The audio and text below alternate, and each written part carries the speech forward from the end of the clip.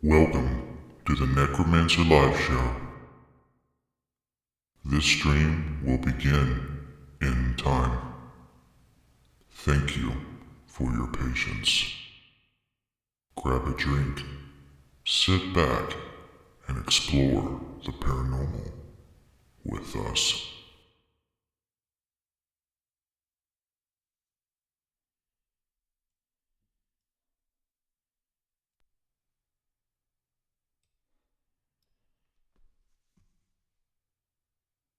Welcome to the Necromancer Live Show.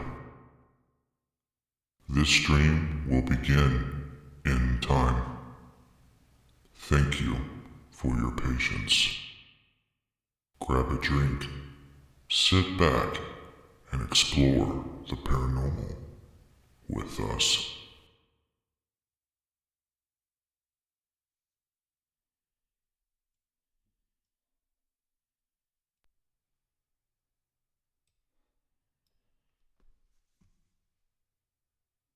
Welcome to the Necromancer Live Show. This stream will begin in time. Thank you for your patience. Grab a drink, sit back, and explore the paranormal with us.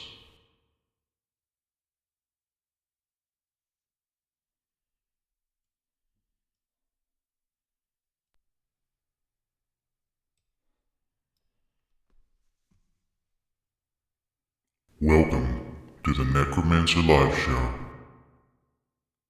This stream will begin in time. Thank you for your patience. Grab a drink, sit back, and explore the paranormal with us. Grab a drink.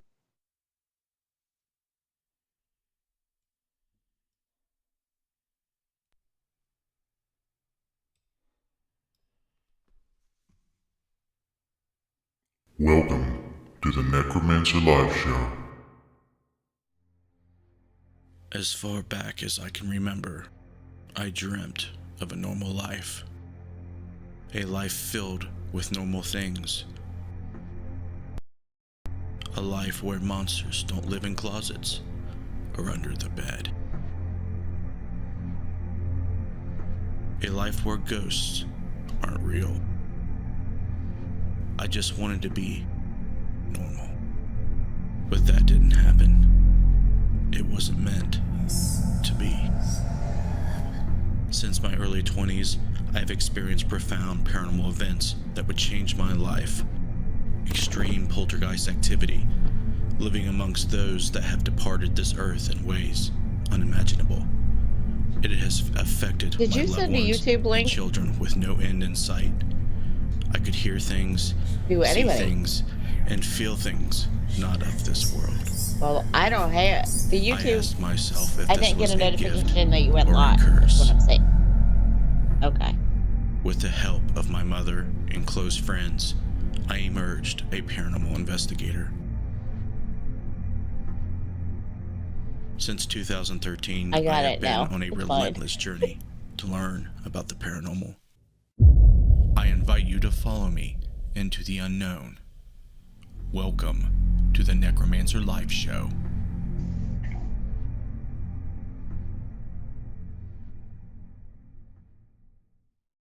Hello, and welcome to the Necromancer Live Show. I'm your host, Justin Brown, and thank you for joining us again. Tonight we have not one, but two friends joining us. We have Kelly McCarville, Moonspinner, that was dyslexic, and Chris Nielson. And we're gonna have a 2-hour conversation about weird stuff again. Buckle your seatbelts, grab your drinks. What's up, guys? How are you guys doing? Yeah. That's what she's being called from now on. Spoonminner. Spoonminner. Yeah, that's your new name. You're welcome. It sounds like some sort of obscure fishing lure, doesn't it? Like, hey, you never guess what I picked up at Bass Pro Shop? This awesome Spoonminner. That's what I get for not reading it off the screen. Oh no, it's fine. It's a weird name. It's All not right. weird. Well, We'll read you their bio real quick, kind of give you a quick soundbite, and then we're gonna get to know these guys. But Chris and Kelly are paranormal investigators with over 35 years between the two of them, which means combined. They have spent years traveling the country and investigating some of the United States' most haunted locations. Kelly McCarville, Moonspinner, is a gifted psychic medium who has been a lifelong paranormal investigator, having grown up in a haunted home and interacting with spirits from a very young age. Chris Nielson is a paranormal investigator, author, psychic, and shamanic practitioner who has spent years traveling and studying both the scientific and spiritual aspects of the paranormal. In 2020, Chris and Kelly teamed up to form Travelers Moon with goals of further exploration into the unknown, sharing their experiences and educating others. So, what is it that interests you guys the most and keeps you going about the paranormal? I'm sure that there's something initially that got you into it, but 35 years is a long time, and if you add them together, what is it? Does it feel like it's in your DNA? Is it just a cool thing to do? What is it? Tell these folks why the hell you're still doing it. It's a weird snowball effect and like an addictive personality, really. I was going to say, I think it has a lot to do with, I just have a fascination with the unknown. And we don't have answers. And every new location that we go into is a new story with new spirits. So it's all new and learning and exploring and growing and hoping for that holy grail and being able to get back to the field, Right. And an addictive personality. It feels like that it's always this field is always providing more questions, and that addictive personality is always trying to find answers to them, even though we probably know we'll never get them in its entirety. Plus, there seems to be aspects of it, especially what you guys do. It's more than just studying things. There's a spirituality going on. Is that on your guys' end or mine? I'm hearing a hum. It's on their end, I think. Oh wow. That's like a weird feedback. It's loud. Do you guys hear that? I heard it once I took off the headphones. Okay, it stopped. Jiggle chords. Jiggle chords. Wow, that's right up and close, personal with my forehead. Sorry about that, folks. And I'm eating the microphone right now. Yeah, it just started all of a sudden, man. That's crazy. Okay, for now, I think it's stopped. That's weird. But as I was saying, the spiritual aspect of it, it seems like that is something kind of different, but it's a slice of the same pie, but it's a different slice. Help me out here. No, that's absolutely correct. And honestly, that's our approach is, especially when it comes to paranormal investigating. You have some people call it spiritual, some people call it more like experiential, intuitive part of investigating, where you'll take like a psychic or something, go in and into a place and check stuff out. You also go with the technology, check stuff out. And yeah, I think it's all just kind of pieces to the same puzzle. So from like the spiritual aspect, we think it's just as much a factor in paranormal investigation as using a K2 meter. But I think it also, because we have the spiritual side of this when we go out on the investigations, it also adds that aspect of there's a personal aspect to it where the spirits are people that we're getting to know, and especially places like we go to quite often, we get to learn who those spirits are and what their stories are. And some of the places we've been to so often, they're family at this point, so it's like it's not just going in and using equipment to determine whether we think something are there. It's truly learning the stories of the locations, learning the stories of those spirits. So it becomes personal. Yeah, it's on an empathic level. you care. Oh yeah, absolutely. And they care, because there's times like there's different places that we go to that we've been to multiple times that when we walk in, we're greeted like family. You know, they're like, Kelly's here, Chris is here, you know, or we'll be back at places, and when we are doing the communication devices, they're saying our names all the time because they recognize us. So it's nice. I mean, I don't know. For me, it makes Depending it feel on the like location, it's like we're visiting back. family. Yeah.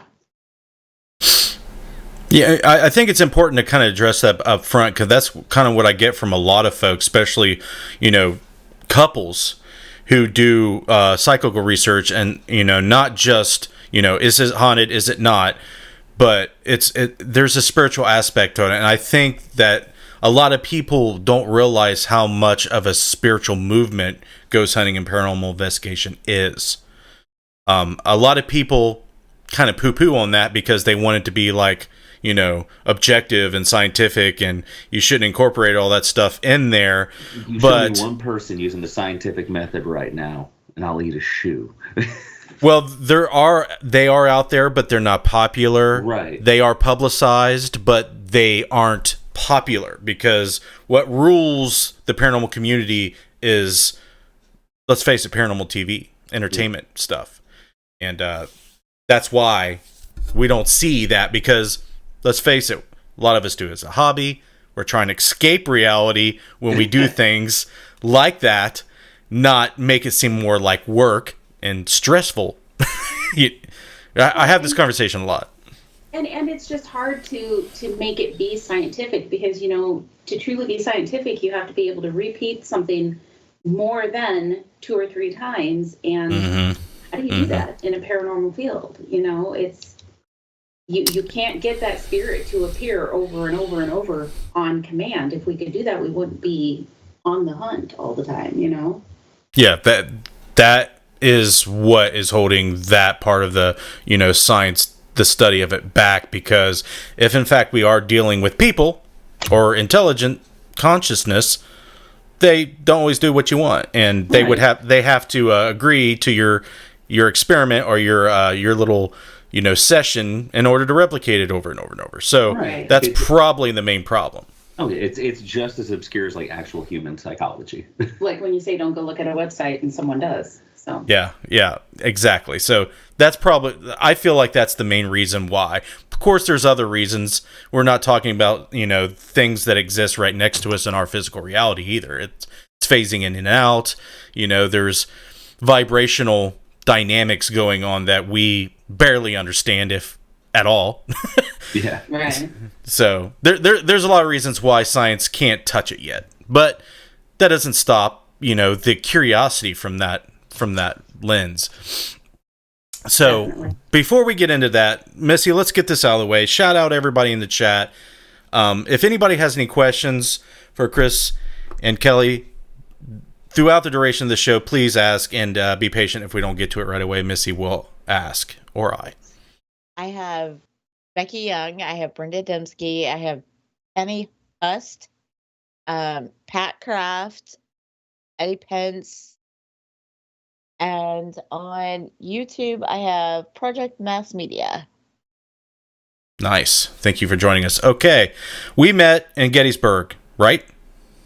Yeah. I think so, yeah. All right. Sounds right. Sounds right. Yeah, I think that's the only time I've actually seen you guys in person. I know I've seen you on Facebook for a long time. We try to network as best we can. But I thought it was cool that you guys seem like you guys really are not afraid to be yourselves. You're completely expressing yourselves. You really don't try to emulate some kind of character or personality that people see in the paranormal field, or in paranormal pop culture. I kind of got that from you, and I really like that. You guys kind of seemed original and authentic and fresh with what you guys do, but I really don't know a whole lot beyond that. And I want to get to know you guys more. So That's the biggest compliment I've I ever know. gotten. Thank you. well, I'm a people person first. You know, when I see people and I meet them, I'm meeting them as a person, not anything else really. Okay, substance is what I really care about, not, are you cool? Are you well known? What can you get me? Or do you have coattails I can ride on? Or whatever. At parent conventions, you run into people and the energies and personalities are really skewed from reality. Let's face it. Oh, yeah. So I want to get you guys, I want to know you guys more. Like, I want to know everything I get to know for these 2 hours. I want to know how you guys met. And sorry. I want to know how you guys met, how you got into the paranormal, why you got into the paranormal, and everything else after that. Yeah. Where do you want to start? Go for it. How'd you get into it? So, a lot of people have like that story that set them on this path, and I really don't. So I've had my abilities since I was a little girl. Didn't know I had abilities. I just kind of assumed everybody knew things the way that I knew things. But it didn't really dawn on me that there was something different about me until I was about 10 or 11 and we moved across town. It wasn't an old house. It was built in 1937, but it was haunted. It had multiple spirits that lived there. And that was the time that everything just kind of started becoming more known to me. And like, I started realizing that there were things out there and paying attention to it.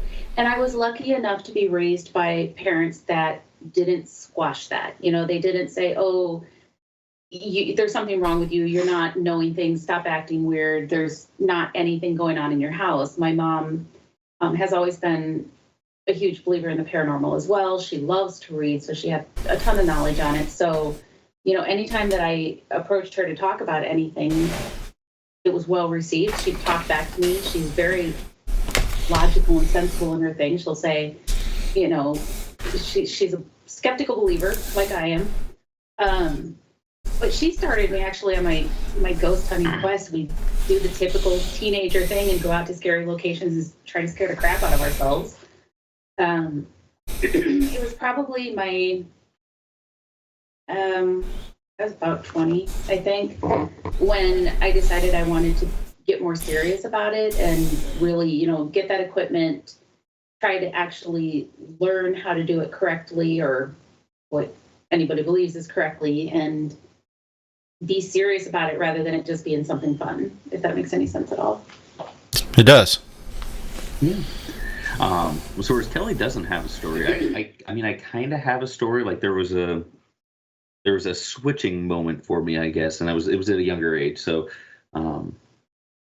growing up, you kind of split between families that were separated, and mom's side of the family not super into this. Like I found it at first. Once I got into the paranormal, like my grandma literally opened up like a fucking flower. It was glorious. She was just all these questions and ideas and stories and stuff. But prior to that, the house, one of the houses I basically grew up in was my grandparents' house. My grandparents played much part of raising me as my parents did. And there was a morning where I got dropped off at Grandma and Grandpa's because I was dad's that weekend. He had to go into work early.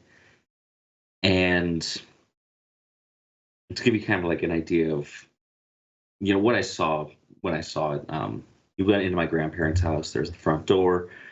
You can walk down the hallway into like where the dining room area was, or there's stairs that ran parallel, or where I was at was in the living room. And, it's 4 a.m. when I get dropped off this morning, and Dad drops me off. He's like, hey, don't be a little shit. Wake up, Grandma and Grandpa. No, Dad loved me. My dad loved me very much. And I'm spazzy little 8-year-old. I'm tossing and turning on the daybed, and I roll over, and those stairs that ran parallel, you can see like the bottom 4 or 5 steps, and there was this little boy sitting there. And he was just looking at me, and hindsight being 2020 now as a paranormal investigator, I get it. I'm a little boy. I was probably a little boy the same age. He's like, "Oh, Grandpa, friend, that's amazing. Let's make friends." At that point in time in my life, I was not keen to make friends with incorporeal boys, but that was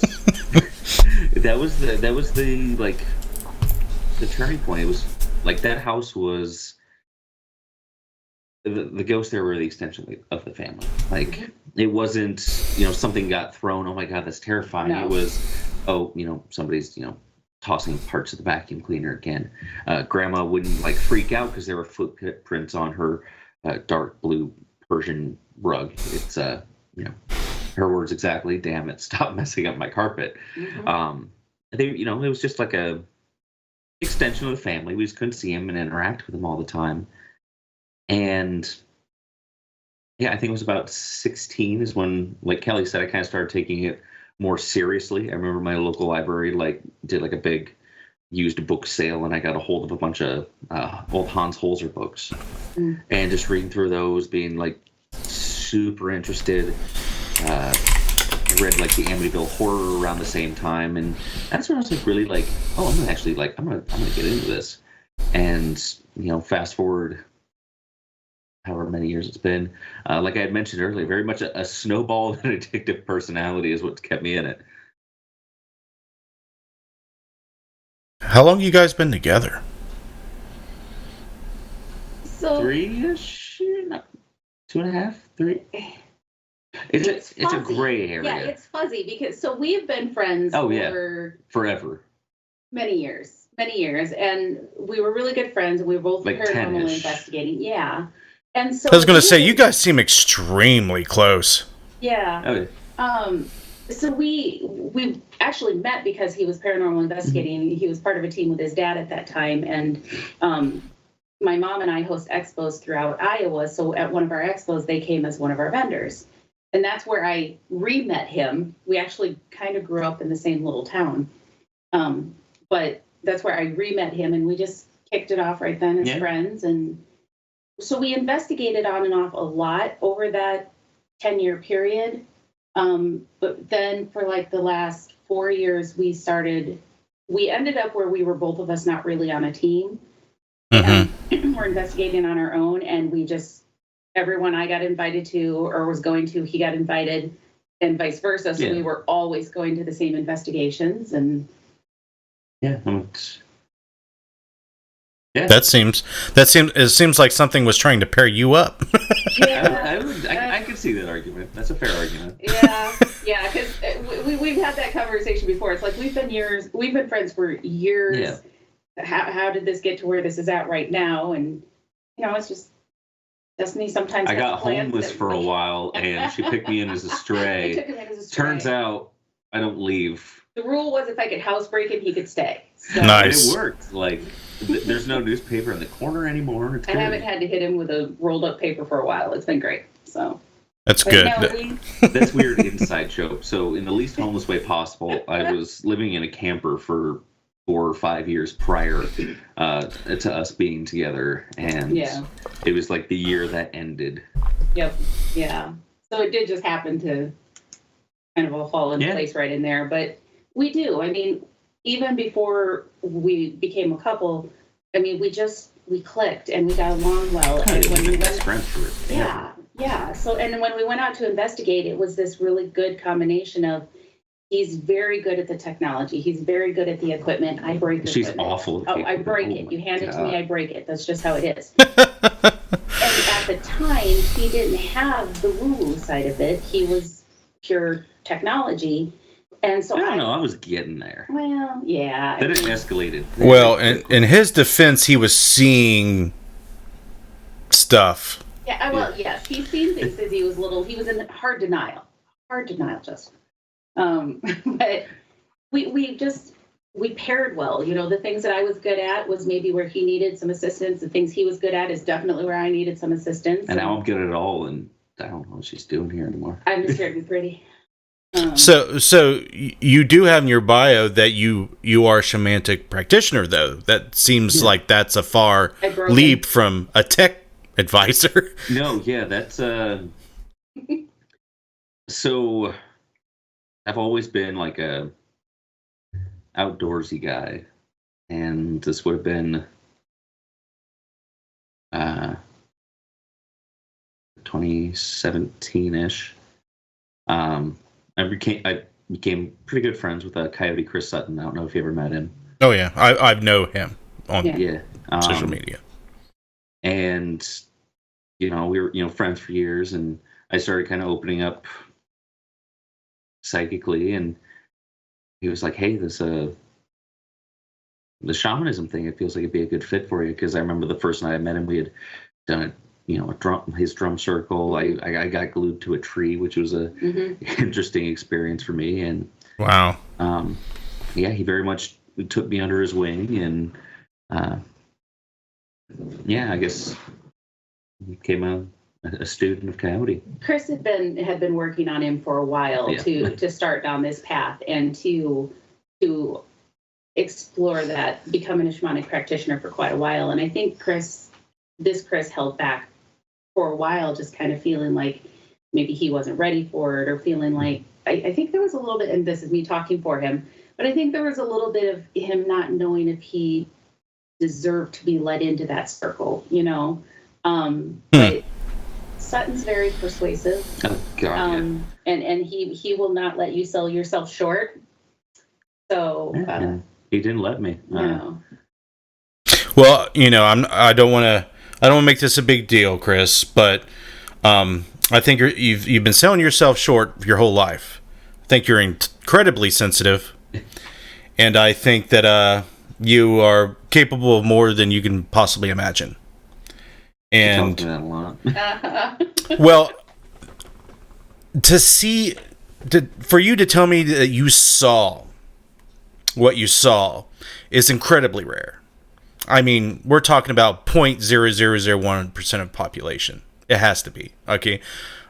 I have not seen anything remotely like that, and the only times I have has been because of mitigating circumstances that would allow me to see things. Now, everybody has their thing, but to see that is a gift. Now, the reason why you can't seem to control it, or you seem to be resisting it, or yada yada yada, whatever it is, that's a portion of your man brain that's resisting it, which is completely normal. I relate with it. I totally get that. Oh, it's very much a left brain, right brain. Yes.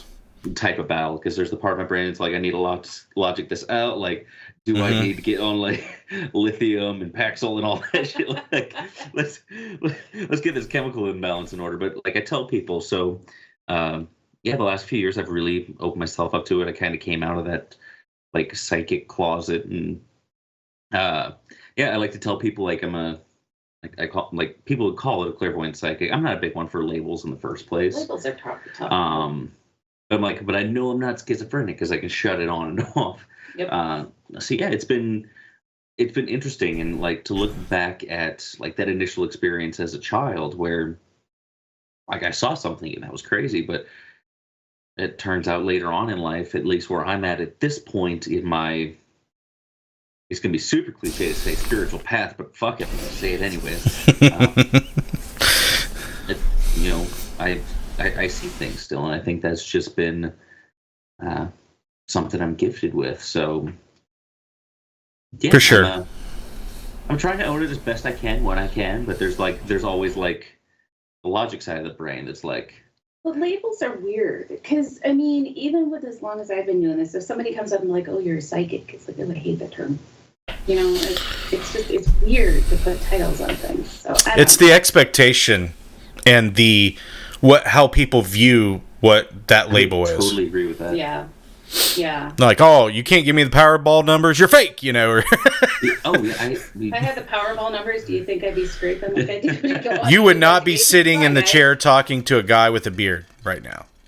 Yeah, you would not be doing that. You'd be in a place with two names, Bora She Bora. definitely wouldn't have a muggle job. No. No, I would not need my muggle job anymore, that's for sure. Before I forget, Brittany Joe Williams says hi to you guys. Hi, Brittany. So, you guys have been together for a while, known each other for a long, long time. Yeah. Oh, yeah. Kelly, did you want to kind of reflect on your mom a little bit more? I feel like there's something there that would be valuable to share with the people watching and myself. Let's just face it, I really only care about me. Do you feel like there is a family heritage of the gift that's passed on? Because I really feel like there's a strong tie there. I really feel like there is like this traveling sensation, almost oceanic water, like you're part of a lineage that's traveled great distances and been around. I mean, like, kind of explain all of that and how it kind of pertains to who you are and what you do. I think there's a lot of truth to that. So I'm going to be one of the first ones to say that everybody has intuitive abilities to a certain level, but it's just like everybody can sit down and play the piano to a certain level. I mean, they're going to be able to do the basic chopsticks, maybe. But I can't even do chopsticks.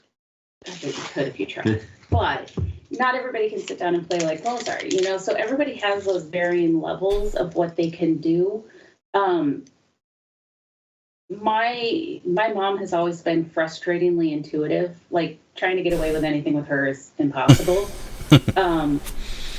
But even she didn't openly embrace the abilities that she had when she was growing up. She was raised in a religion that it wasn't really acceptable, and yet I don't know that her parents were against it. It's just you didn't talk about it, But I've seen the things my mom has done. I've seen the things my sister's done.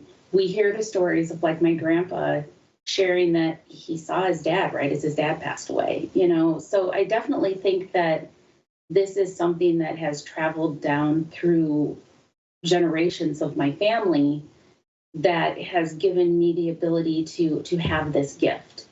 And through my growth, it actually has helped my mom embrace her abilities more too, because she had a teenager who was losing her mind trying to figure out what was going on with her and why she was knowing things and feeling, feeling everything and having meltdowns because I couldn't handle my own emotions, let alone everybody else's that I was feeling. She had to learn with me what was going on and how to deal with it and how to explain everything. And so, it really was, again, just, I was very lucky to have that heritage that embraced it with me and learned with me. But yeah, it's definitely something that seems to run in the family. That's awesome. Do you know what your genetic line is, like all your heritage and stuff? For the most part. So my grandpa on my mom's side was full-blooded Mexican. My dad was a full-blooded German. And then we have a little bit of mutt in there past that. So we've got French, Indian, gosh, I don't even know.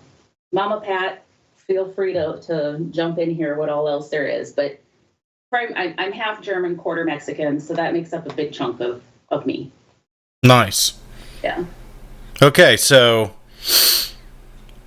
what is it that you guys try to accomplish when you go to places? Now, do you go to places finding paranormal phenomena everywhere you go, or sometimes it's not happening, or are you guys sensitive enough to get in contact with at least something anywhere and everywhere? Like, how do you guys operate, and what are your intentions when you investigate or go visit places that are haunted? Honestly, it fluctuates location to location. Just looking at like the last year, we went to Waverly Hills Sanatorium, and I was just fangirling. I was just at this cool old location that I'd, been fantasizing about for 15 years, for the sake of being there. Mm-hmm. Sometimes we'll go into a location where, there's a place here in Iowa called the Mason House Inn where, we just go to hang out with family. A lot of times it's, at the end of the day, it's just to see if you can't make a connection with, but whoever's there. But we're just like any other paranormal investigators. There's going to be times that we go into a location and we just don't have anything really happen. Oh, yeah. We have that extra benefit that we do have our abilities. So, we can sometimes pick up the energy of the location or pick up the energy of events that may have happened there. Maybe something as simple as I walk in and the room flashes and it shows me what it used to look like versus what it looks like now. So we may not get direct interaction with the spirit, but we still get a little extra. But just because we approach it from both sides doesn't mean that we don't still have really quiet nights sometimes. And a few of our investigations lately have been quieter, and that's okay. Yeah. I mean, so we were just out doing a multi-night thing out at Hinsdale, and like night 2 was good. A lot of interaction, but like there was a lot of night 1 where honestly I was just like, it was cool. I wanted to go, I wanted to run around the forest all night, but it was too damn cold. But like, and stuff. There's something about the woods, isn't there? Oh my gosh! Like next time we go out, I'm just gonna spend a whole day. Honestly, I'm gonna leave you behind, and I'm gonna go in the woods. But the lands almost feel, But you get that sense of energy, so I think that's almost something that I don't know. I think we take for granted sometimes. Because I think there's some people who really aren't, super open to the spiritual aspect of it. One can't know everything. Can one? Thanks, Siri, you creep. It's hilarious. But I think that's something we almost take for granted sometimes, because you have some people who, they're not necessarily open, and they're very much. It's it's coding. It's got to be ones and zeros, or it doesn't register. And I think like breathtaking experiences in the woods. I never, at least night 1. Night 2 is a totally different story. But night 1 there was there wasn't much on spirit box. There were no K2 hits. There was no REM pod activity. And I think some people would walk away from that as like a complete loss. But like we got to appreciate like the actual energy of the place, I guess. So, I mean, for us, I guess you don't really get a. But even though we didn't really have things like happen while we were there, there was still that energy of the location, So we still got to experience, what does Hinsdale feel like? What does the woods feel like? There was still that. I wanted to go walk out into the woods. Middle Almost of the made lake, me cry a little bit. Not good. So. Yeah, I guess it just very much depends, like location to location, what like. It's weird, like this long you'd think I would know what the goal or objective was, but at this point I don't think I'm ever going to prove that ghosts exist, because I don't think you can prove ghosts exist to everybody, because the people who are completely unreceptive are going to remain unreceptive. And I mean, there's a really selfish part of me. It's like, I'm just doing this for me. I'm visiting, like cool places. I'm doing, what I love in the middle of the night. I'm making cool connections, and And I think we'd be lying if we said there wasn't the personal aspect of that. We have had this amazing opportunity to travel the country and get to go into some really cool places and get to meet a lot of fun people, but that's not all of it, I think I'm more into it for like the spirits I get to interact with now than I am anything, I don't know if you call it exoteric or whatever, but like I'm just as much into it, like I want to help the spirits and the locations be remembered. Yeah. I want to. And to help make sure that the real stories get out there. And I think that that's good or bad. That is one of my personalities, is that I want She's got a lot of them. I want to make sure that the truth is out there, So it's like, if you're hearing all of these stories about a spirit that's at a location, I want to know if it's true, and Malvern Manor is one of those great examples of that. Everybody hears about Malvern and the Shadow Man and how mean and aggressive he is. Well, did anybody stop to ask why? I don't think so, but I did. I stopped and I took the time to, a couple hours worth of time, to work my way down the hallway and make him trust me, for him to tell me about the horrible abuse that he went through and why he's aggressive to adults, especially females, And so I was able to take that story back to Josh Hurd and say, hey, this is what his story is. If you could help teach people to approach him rather than, hey, you're going to come at me, approach him like, buddy, I'm not going to fight me in the dark. Yeah, you want to throw hands. Approach him more of a, buddy, I'm not going to hurt you. Do you want to talk to me? Do you want a friend? And I think that more people have gotten interaction from him because they're approaching him a little more gently now. And if that can make his afterlife better, then we've helped, you know?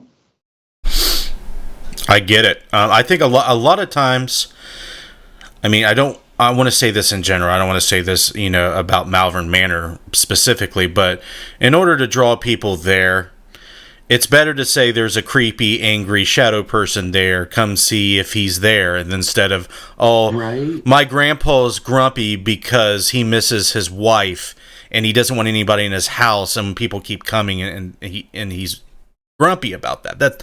That's not going to draw people in, and that's the unfortunate element of it. It's very curious to me. Like, why is that the sexy thing? Like, To have something chase you versus having this Paranormal friend. pulp culture. Well, I'll tell you there what. is definitely a thing around that. Yeah, to not turn anybody off of Malvern Manor. Shadow Guy's a great big teddy bear, but if you want your thrills, go talk to Gracie and one of her 13 personalities.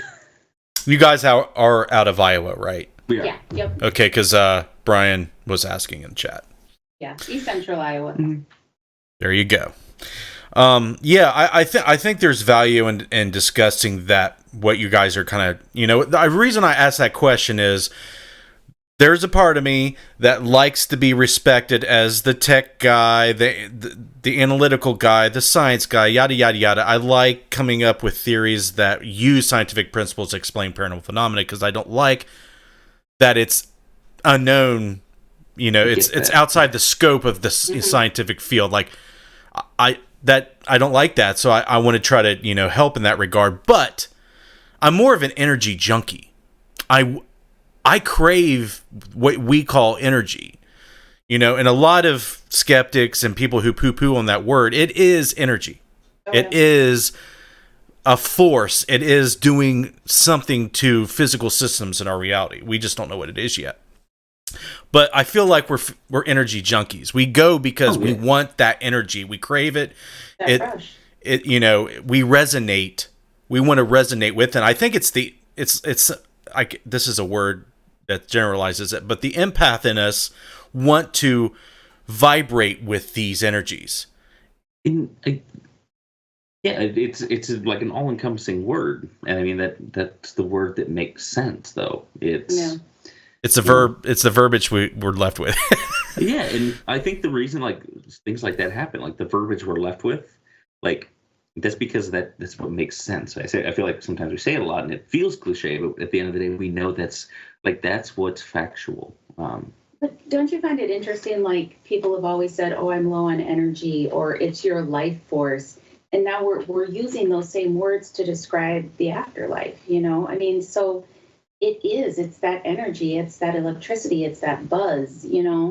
And experiencing that, yeah, it's just this strange sort of spiritual energy that we can't, measure by conventional means, but somehow relates to thermogenic and kinetic energy and electromagnetic fields, and yet we don't know why. We don't know why a spirit sets Well, up EMF. We just I have ideas.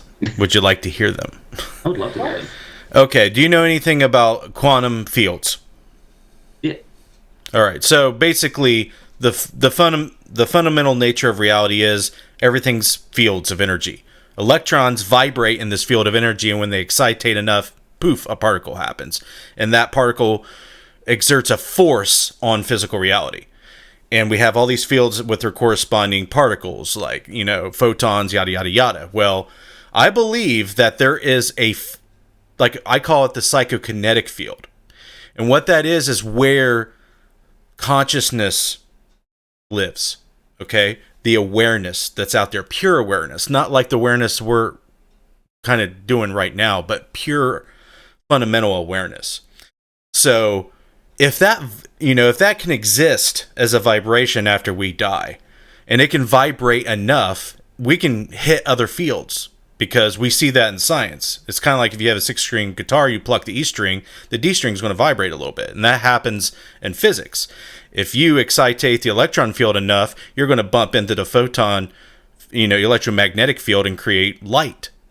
You can replicate that. So the spikes in our meters they get excited. This field that we can't detect gets excited enough, it bumps into the electromagnetic spectrum field, and then we get a spike, but only when it gets excited enough. In these extreme cases and moments in these places that we perceive as haunted, we see those things we can't explain.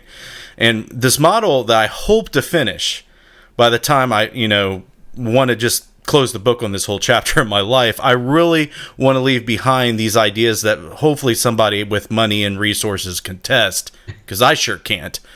But I just feel like all these fields, it's so dynamic, but this psychokinetic field, there's got to be something fundamental there that vibrates all of our physical fields that we know about. And that's why it kind of seems mysterious. It's not like the ghosts and spirits are made of electromagnetic energy. They're just getting bumped into, and that's what we're detecting. And I know we've talked. No, yeah, I would be lying if I said I wasn't like, you phrase it a lot more eloquently than I do.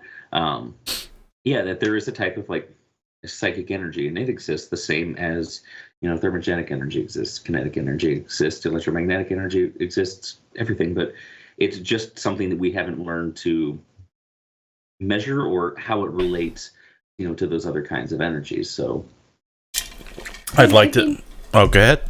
Oh, I was just going to say, and I think that some people will put that in other terms. They're talking about the same thing, but they'll talk about the parallel universes or the psychic realms, that things are moving together, and every once in a while we just kind of see through it. And is it that we're on those different frequencies, and on occasion they come close enough that we're able to see them? I mean, and even the spirits kind of reference that. I mean, at one point I was called a realm walker, and so that they must look at things somewhat to that aspect too.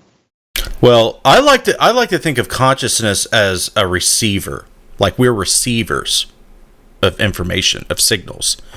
So if that's true, if consciousness is just like an antenna, all you got to do is just adjust your tuning, and you will pick up higher vibrations, lower vibrations, things that coexist that we aren't tuned into normally. And I think that's all a psychic is that we've adjusted our tuning. Yeah, and that's what my mom has said for years. And you can bring science right into this. Science, has theories that there's other dimensions out there. Look at string theory, for example. Look at M theory. If you look into that, the math says there are, parallel dimensions and the multiverse. I mean, if you've heard that term tossed around, I mean, there's infinite amount of universes out there. But just the simple analog of you are an antenna makes sense to me. I mean, we're set at a different, a certain tuning most of the time, but some people can either phase in and out of that, or they can kind of control it, and they can pick up on things. And it's kind of interesting that you referenced kind of as an antenna, because so what the spirits have told me before when they're talking about people who have abilities is they told me that we look different to them, that we stand out in a crowd. They've used words like we glow or we sparkle or we're brighter, and I mean, I don't know if that just means that our antennas more pointed towards them or whatever that might mean. But I love this conversation, because then you have my next question idea that comes to my head is, how do you see things without eyeballs?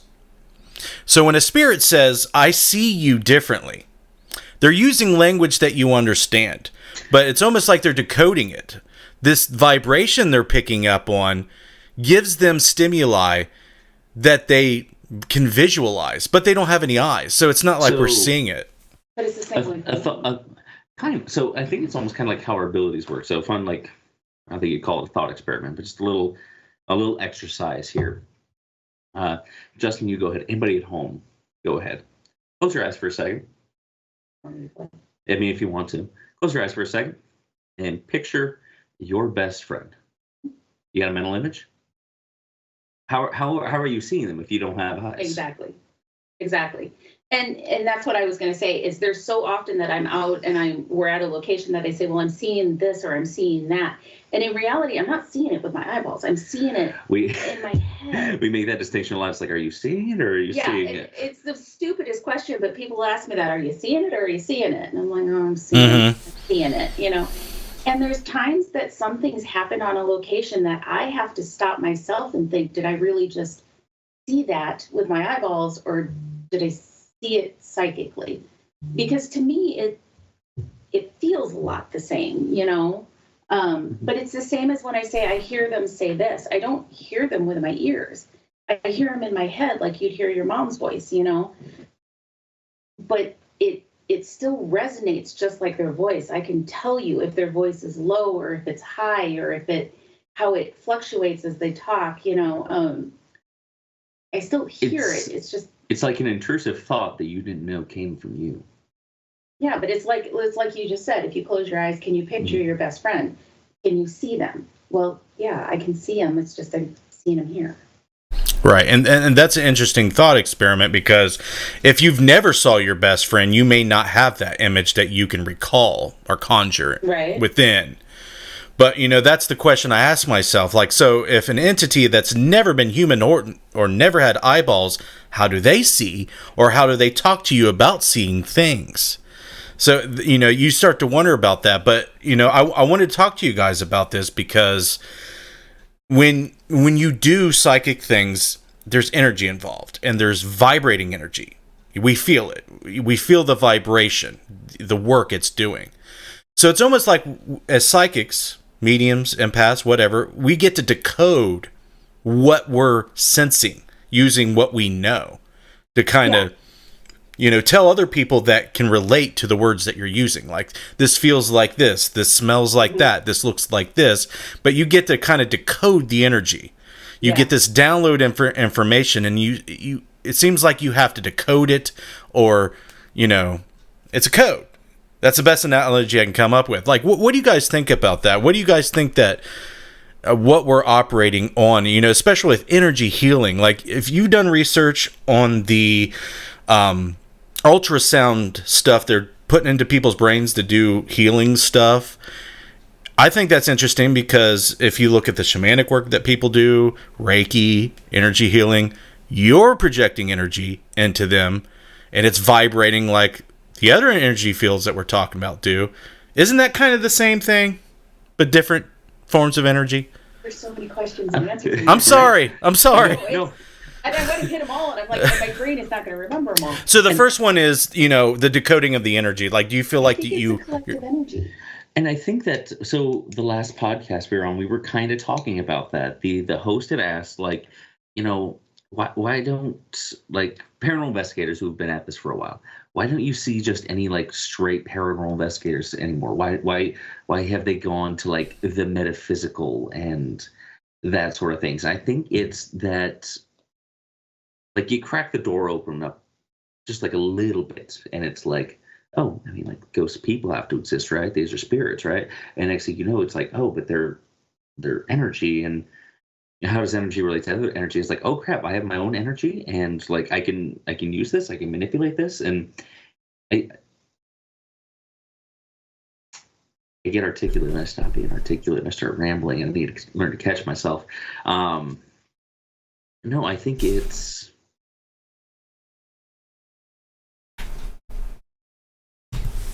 Yeah, you take over, because I'm in a thought circle in my brain hole right now. I think it's a couple things. I think it's a collective consciousness, because when a spirit passes into that psychic realm, into the spiritual realm, they become basically like all-knowing, you know. And it's the same reason that if we go to a location or speak to a spirit that maybe they didn't speak English, they still speak to us and we hear it in English, because it's that collective consciousness that allows them to communicate with us in a way that we're going to understand.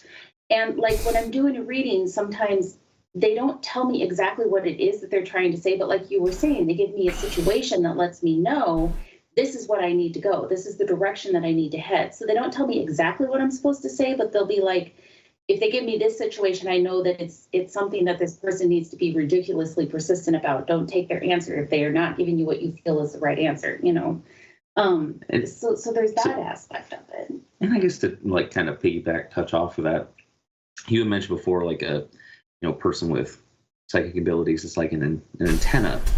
It's it's something that's able to reach out. And I don't even know if it's necessarily that. I like to think if she mentioned the collective consciousness, I don't think it's so much an antenna reaching out. I think it's something able to go in. I think that we are being probed every time we are all on this like nerve cluster, and everybody is like the end of this long neuron-based finger. And instead of reaching out, being external, it becomes very internalized, and we kind of go back to that main nucleus, that main nerve.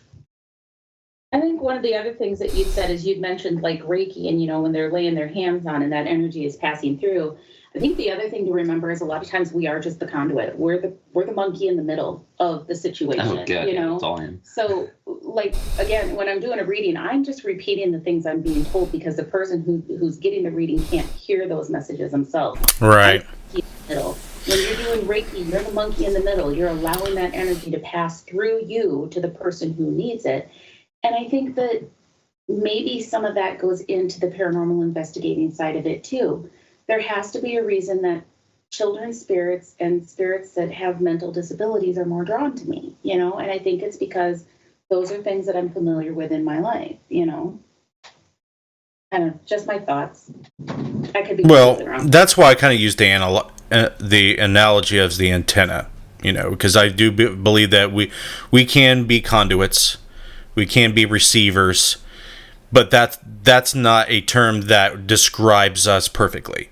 That's just an analogy I was using.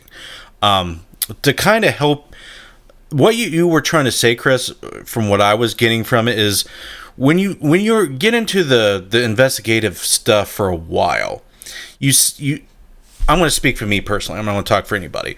I started to see the limitations of the extensions of our own senses that we use, the cameras, the recorders, the meters. And then we see the limitations, but then we start to intuitively realize how well we are the tool that needs to connect. Mm-hmm. Whether we know that or just have this intuition. But I feel like the sensitive people and the people that are willing get into the metaphysical aspect of the paranormal because they feel like that is the best route to do the work that we want to, where the other things are limited in what they can do. Does that seem like that's where you were kind of going with that?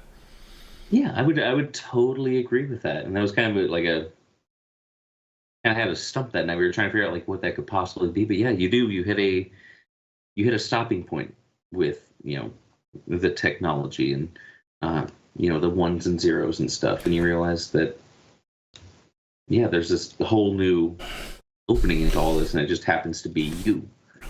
And we tell people that a lot of times because we host a lot of public investigations too, and we'll tell people that we want them to go out and do their first walkthrough of the house without any tools in their hand. I think some people get disappointed. They do. And we get a lot of weird looks like, this isn't what I came for. And it's like, you'll get there. We'll give you the tools. But if you get so distracted by the tool that's in your hand, you're not paying attention to what you're feeling, what you're sensing, what you're potentially hearing or seeing. You get distracted.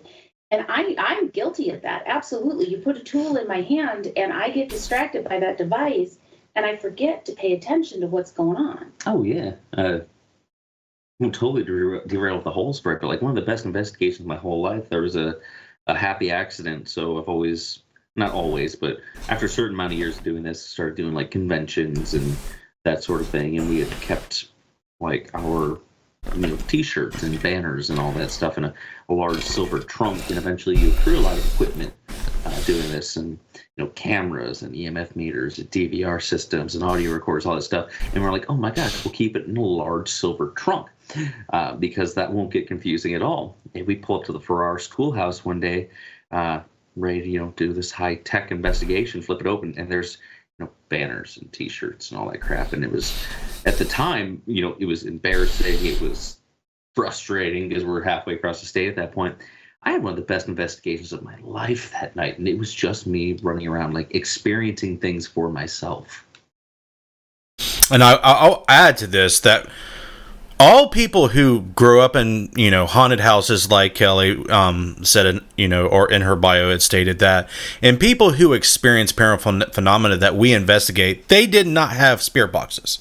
They did not have recorders or night vision cameras. The stuff happened to them.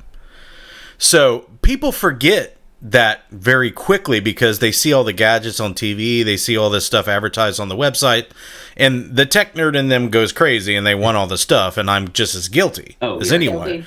But like we're saying, if you just go there and see if you can experience exactly what the client or the person with the claims has experienced, that to me is more personally validating to what's going on than anything.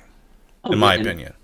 And as you were talking, it kind of got me to thinking, because I don't think people forget it. I think there's a little lapse there because, we go out. I mentioned a couple times, we go out, we do like conventions and stuff, and people obviously need to come up and share their ghost stories. And not too many of them, like reflecting on it now, not too many of them have been like centered around like an EMF meter or a spirit box, or like, oh my God, I saw this, or oh my God, I heard this, or oh my God, I felt this. Like it seems like everybody's most profound personal stories had nothing to do with the technology. Other than the hundreds of pictures of orbs that we have to look at. Oh my God. Derek Schreiner says you buy it, then $10,000 later you're all like, fuck.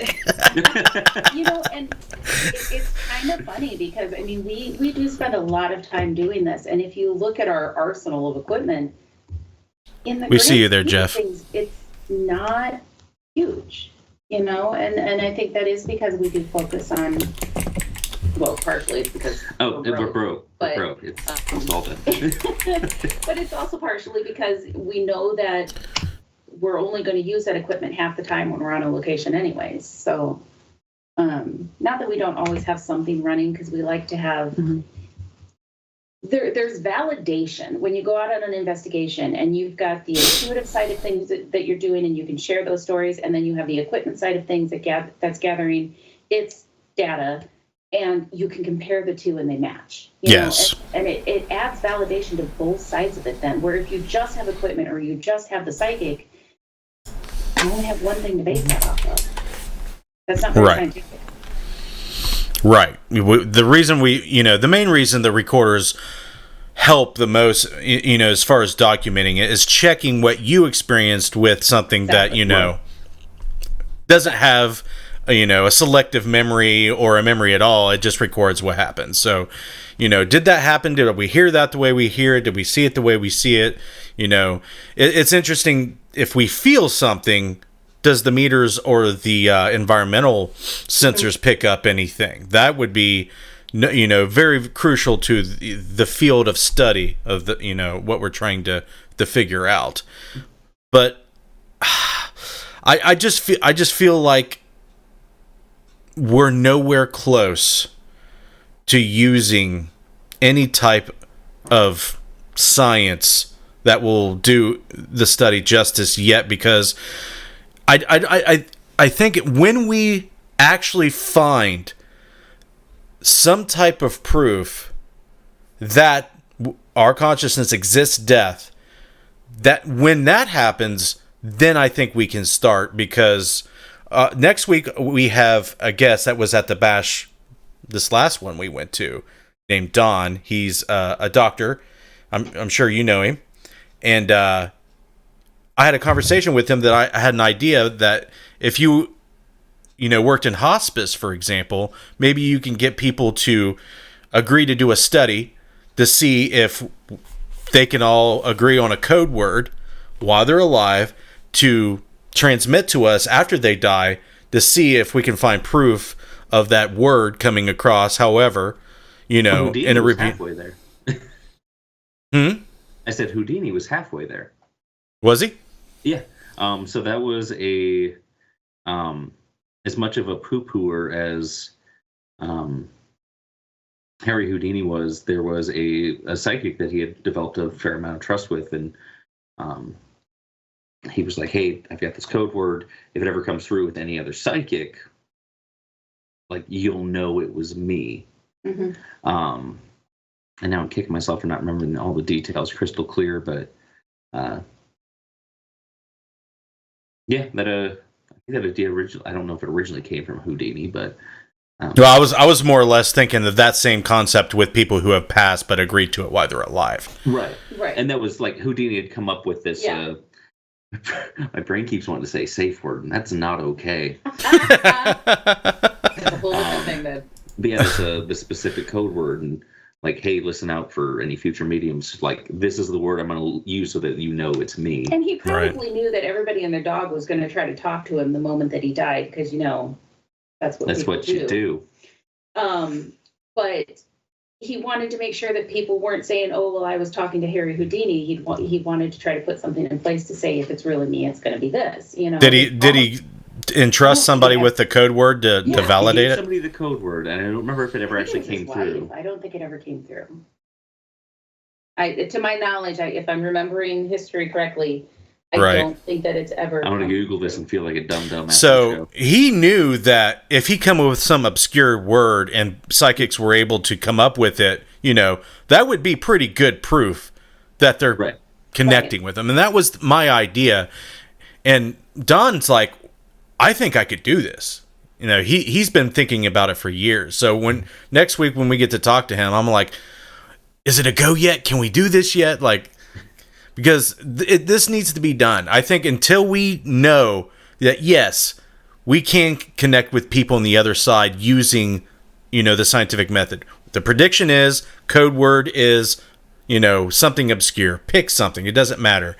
And everybody in the whole ward of the hospice uses different words. Okay? And we have to make a prediction, have it happen, and replicate it. And you do this study multiple times until you're happy with the results, whether it's A, happening, or B, not happening. And it's not, we're not doing that. Getting dreamy on, because I like the directions. And I like the concept of it, but I'll tell you, the one time I sat down for a reading and somebody wanted to talk to their loved one, and they're like, there was a code word. And I think it was her mom I was talking to. She says, "Tell her to shut up. I have more important things to say." And I'm like, okay. What was the code word? I don't know. Pork and beans. I have no idea, because the daughter was waiting for me to say it, and the mom is like rattling just as quick as she can, and the daughter just kept asking. I just remember it because it made me laugh. It stopped me dead in my tracks, because a lot of times when the spirits are speaking to me, I'm just repeating it as fast as I can, as fast as they're saying it, and it came out of my mouth before I realized what I was saying. I'm like, shut up! I have more important. Oh, I'm sorry. Yeah, but I mean, what do you guys think about, you know, do you think if we ever get to that point to where we're like, okay, there's something going on, this person's supposed to be worm food, but yet they're still sending us messages, do you think that would be enough to say, okay, there is life after death? No. How can we go further? Like, okay, because why not? Going to be able to prove that it's still not something that can be proven. They're going to say, "Oh, you just got lucky guessing that word," or no, it's got to be replicated like over and over and over and over. There, you got to exclude luck, like squash that. You're going to have your hardcore skeptics that are never going to believe. I mean, there's going to be people who will never buy into this. What will it take then? I don't know that we ever can prove it.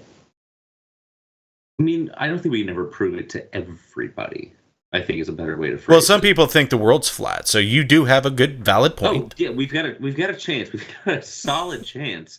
You know what I'm saying, right? Like, people think the world's flat right now. Mm-hmm. Yeah. Even though it's scientifically proven, like we're saying, they think it's flat. We were actually just talking about this last weekend, because we were up in Northeast Iowa, and there's certain places when you're up on the bluffs that you can look far enough out over the distance that you actually can see the Earth curve. And that made me think about that. But it's an optical illusion, Kelly. I randomly spit out. And gravity's a myth. It's just the Earth moving up really fast, which is holding us down. And NASA's been lying to us this whole time. And we're on this disc that's surrounded by a wall of ice all around. And I don't even care if I'm insulting flat earthers right now. The funny thing was, we were driving in the car. We hadn't spoken for a couple of minutes, and I looked at Chris, and I'm like, so do flat earthers believe that if you hit the end of it, you just fall off? And it was dead silent. He's like, where in the hell did that come from? Welcome to where my brain goes. It amazes me that when we have this conversation, I mean, what would it do? Like, I feel like there can't be any universal truths out there where it feels like that's part of our nature, that we can just believe whatever the fuck we want, and it really doesn't pertain to anybody else. Like, we don't need to believe what's true or not true. We just need to kind of get along with, laws, just so, everybody isn't like in chaos all the time, and it's just got to be just good enough. We can't all agree on the same thing. It's just not in our nature. Yeah, definitely. And I have over the last couple years, like, our government's been like, hey guys, we've had UFOs, and everybody's been very nonchalant about it. And I feel like if anybody were to come out and be like, hey guys, so like once you ditch the meat suit, like you're still you potentially. I don't know, there's part of me that, like, it feels very anticlimactic, but I feel like people would almost be, like, just as nonchalant. Like, somebody like, yeah, okay. Somebody be, like, taking way deeper dives into it. Some people have better things to do because they're so wrapped up in their own, like, personal lives going on right now that they, couldn't be bothered to care. Well, some religions would probably contest it and have things to say. Oh, yeah. That'd be actually kind of fun. Right. I mean, I like shaking the tree as much as anybody. Rocking the boat, whatever, phrase you want to use. But I do think it's interesting that we're basically living in a time of semi-disclosure on UFOs. And it's kind of like, it's almost like I feel like we're in a world of brainwashed people. And oh, yeah. It's like a designed, slow rolling disclosure. So when we get to the point where everyone knows that, we're feeding children to reptilian aliens, they won't care either. Yeah. You know what I'm saying? Like, don't you feel like the meat puppets and the sheep are... It's like the shepherd leading the sheep into the caves where the reptilians eat you. It's like a frog in boiling water. It doesn't know it's dying until it's dead. Right. It's terrifying to me to kind of see this, because it was like 10 years ago that the Canadian government disclosed UFOs and everything they knew. Like, they put it on YouTube, it was everywhere, but it didn't hit mainstream media. And I was sharing it to everybody. It's like, look, they're saying that UFOs and aliens are real, and everyone's like, But if you just leak it slowly, then it's not a shock when it happens. So you just slowly put information out there. The trick is, though, Kelly, to make everyone think that you're full of shit and then say it. Now, listen to me. Everyone thinks mainstream media is full of shit. So when they got you thinking that they're full of shit, then they say, aliens are real. In our head, we're kind of like, okay, but you're full of shit, aren't you? You know what I'm saying? That bullshit detector is already, like, going off in your brain whenever somebody like that opens their mouth. So as soon as they say something that, like, oh, by the way, there's shit in the sky we know nothing about, the bullshit detector's already gone. Like, there's already that, like, kind of subconscious override. I don't think it's quite to, like, the lizard brain, but there's something, like, deep in there, like deep in the hippocampus, where it's like, fuck. Yeah, bullshit. Well, also, it's kind of like what we were talking about before. When we're presented with these supernatural, bizarre things, there's parts of our brain that don't compute it. They can't process it. Yeah. But to hear, like, Navy pilots, Air Force pilots talk about the stuff they see, like, they have no reason to bullshit us at all. They have all the reasons not to say it. Yes. Because you have to take some pretty strict psychiatric tests to be able to get behind some of those jets. So. Oh yeah, you got to be sharp, the sharpest there is. Yeah. To do that, for sure. Yeah, so I mean, it almost could ground them if they come out and say, "Yeah, I saw an alien while I was up there." You're grounded, Absolutely, Missy. Do you have any questions for our friends here? You're awful quiet. I'm just listening. You're just listening. Yeah. Missy, are you in pain still? Are you uncomfortable? Okay. I'm not in pain at all. All right. Well, I'm glad to hear that. Let you know. Like, Justin, why am I here? Yeah, but I just maybe you wanted to talk to them. Maybe I didn't want to, make you feel like you were like the third wheel and you wanted to hurt yourself. I can talk to Kelly and boy. Do you guys talk a lot? I don't know. No. Okay. I don't know. Could. I mean, We're having our own little side conversation right now. You guys didn't know? She's had the chat open this whole time, talking a lot of shit. I haven't seen Kelly comment. Maybe I'm not getting it. Oh, no, it's our. Oh, it's in the DMs. Yeah, it's in our. Oh, see. DMs. No, you got to stop that. You got to share it. Yeah, Derek's down here being himself. See, he usually works second shift, so he don't get to watch a show and a cover in his own home. So now he's doing the first shift this week. He's been blowing up the chat.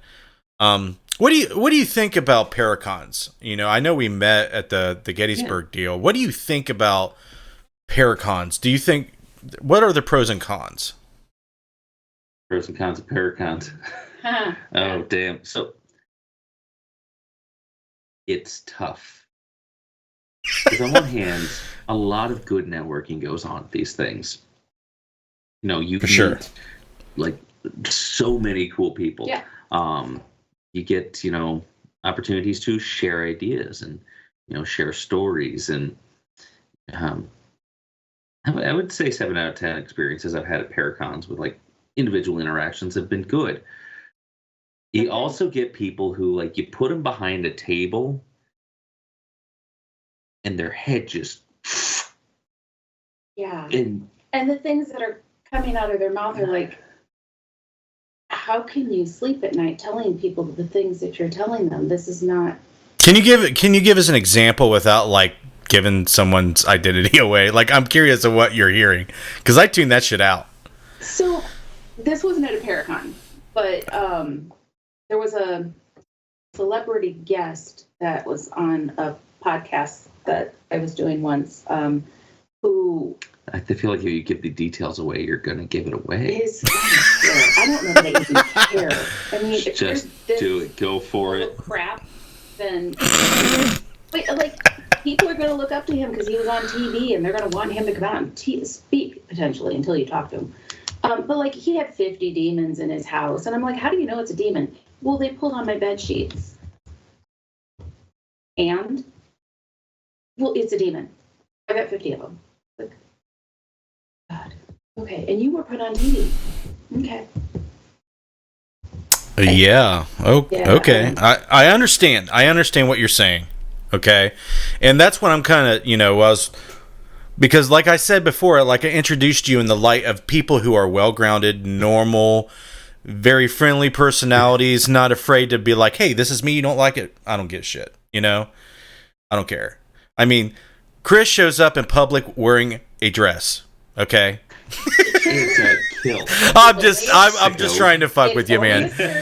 So I like that. Because some people wouldn't do that because they would get shit for it. But if it's a thing that people feel proud about, if it's part of their heritage or if it's part of their personality. I'm proud because it's part of my heritage. It's really weird how much attention it gets me. It does, because you're in a society that doesn't dress like that. Like a lot of attention.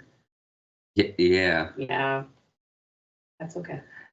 So it's become sparsed out. So like on occasion I'll wear it. I don't want to like develop this shtick where it's like, oh, he's the skirt guy. Yeah. I want to feel like there's more substance to me than just 9 yards of fabric and the potential of what's underneath.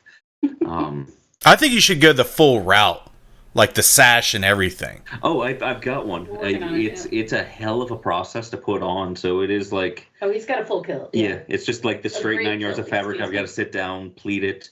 It goes on in a belt, and then the extra fabric's what creates the plaid. Yeah. And it draws a crowd when we're at a Ren fair and we're out in the parking lot and he's got that. We're not weird enough. We go to Renaissance fairs on a regular basis. Yeah, and he's like pleating it all up in the parking lot. He draws a circle. It's a great time. But, yeah, I'd be like, just go full Braveheart. Just do it. There are a lot of freedom. It's part of who he is, and we want to go out there and show people that we're just normal people. And maybe, if we can talk to people and tell them first off, it's okay to be normal and be into the paranormal.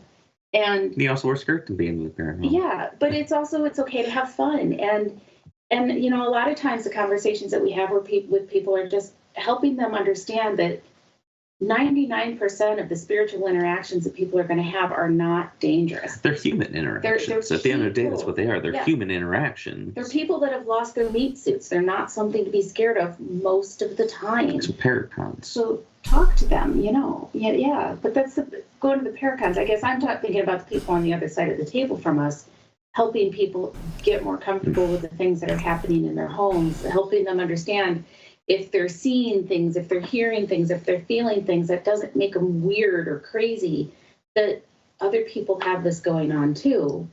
But some of them are crazy. You get your weirdos. I live in an interesting field. Oh my God, you get your weirdos. Yeah, the first time I went to a paranormal convention, it was weird. Okay, I wasn't used to that many weirdos being together in one place. And my kind of people, though. Yes, but after you go to them, that whole weirdness kind of wears away, and then it's like, I don't want to be anywhere else besides here because these are my people. But you do get those people that feel like we are beneath them, and that's a bummer. and it is unfortunate. And it's weird because it's the people that, shouldn't have that attitude.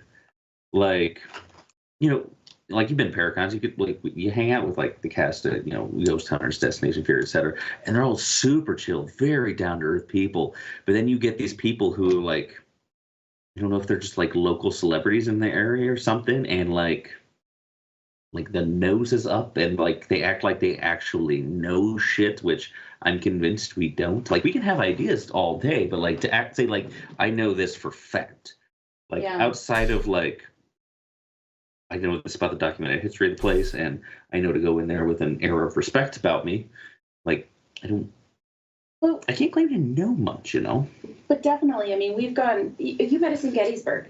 We're from Iowa. We didn't really have any reason to be in Gettysburg. We went because A, it was in Gettysburg. B, we knew the people who were running it. There were friends of ours that were going to be there, and it was a good opportunity, But and not Gettysburg specifically, but we've been to shows away from home, and people kind of look at us like, well, what are you doing here? We're here to talk to people, same as everybody else. A lot of people gave you that impression? No, it's not everybody. It's kind of that middle ground that Chris was mentioning. I wouldn't say it's a lot of people, but you get kind of 50-50. I don't even say it's 50-50. No, it's not even 50-50, but it's those mediocre celebrities and weirdly celebrities. Weirdly enough, though, it's also sometimes the local teams almost get butthurt that we came into their territory. It's we're not trying to take over. We're just here to say hi to people. Fuck, I'm here to run the world. Let's go. Yeah, I don't know. But I think we should start having paranormal team cage matches. I'm gonna start establishing my dominance in a skirt. Let's go. Just start dry humping. Start dry humping people. Not at all. But there's some huge benefits of the paracons too. Like you said, we get to hang out with some of the people that everybody go, oh my God, aren't they amazing? Because they're on TV, but they're just people. We've had the opportunity to get to be really good friends with Dustin Perry, and he is a ridiculously genuine person. Dan Class, because of the expos and things that we've done. We made some actual friends in the process, which is cool. Yeah, and it's so there's absolute pros to it. I feel like what we the field we work in is just a very weird to navigate field, and in the grand scheme of things, it's very new. There've been paranormal researchers for quite a while, but en masse this, this is all new territory. So I think we're in this weird kind of pubescent feeling out phase. We're not, nobody's totally sure what they're doing, so we're a little clumsy, a little awkward. But I like to think in general, people mean well, and on occasion, you run into a butthole, but we make that reference in investigations too, where you go out investigate. Most of our spiritual interactions are cool, and it's just so and so from this time period. On occasion, you get a butthole, but I think that's humans in general. Yeah. I just find it, not to cut you off, Kelly, but I just found it interesting to kind of get your take on it, because I feel like that's pretty much everybody's take on it, whether they may be on one end of the spectrum or the other that you're talking about. But I just found it interesting, from a people watcher perspective, that a lot of people have like this really narrow vision when they're there. They're like looking like this, and they only see that, and they only care about this, and I walk in there and I try to open it up, and I try to look, and I try to just, stand back and analyze, because this is the field we're in, and this is representing who we are from an outsider coming into that, because they don't have blinders. They're open for the most part. And I think that, you said towards the beginning of this that we're just who we are, and take us or leave us. And that is definitely who we are. It is way too much work. It's way too much work to give up. It is way too much work to put on a persona and have to uphold that all the time. We are who we are. You can like us, you can hate us. It's okay. That's your prerogative. I don't even like me sometimes. I don't want to have to pretend to be something that I'm not, though, to make people like me. And I've had that conversation before. I could do different things when we're out to be gaining more attention, and I choose not to, because I can't tell if she's talking about saying everything's a demon or showing her tits, but yes. Well, let's go ahead and talk about the D word. So what is your guys' take? Baphomet between us right now? Yeah.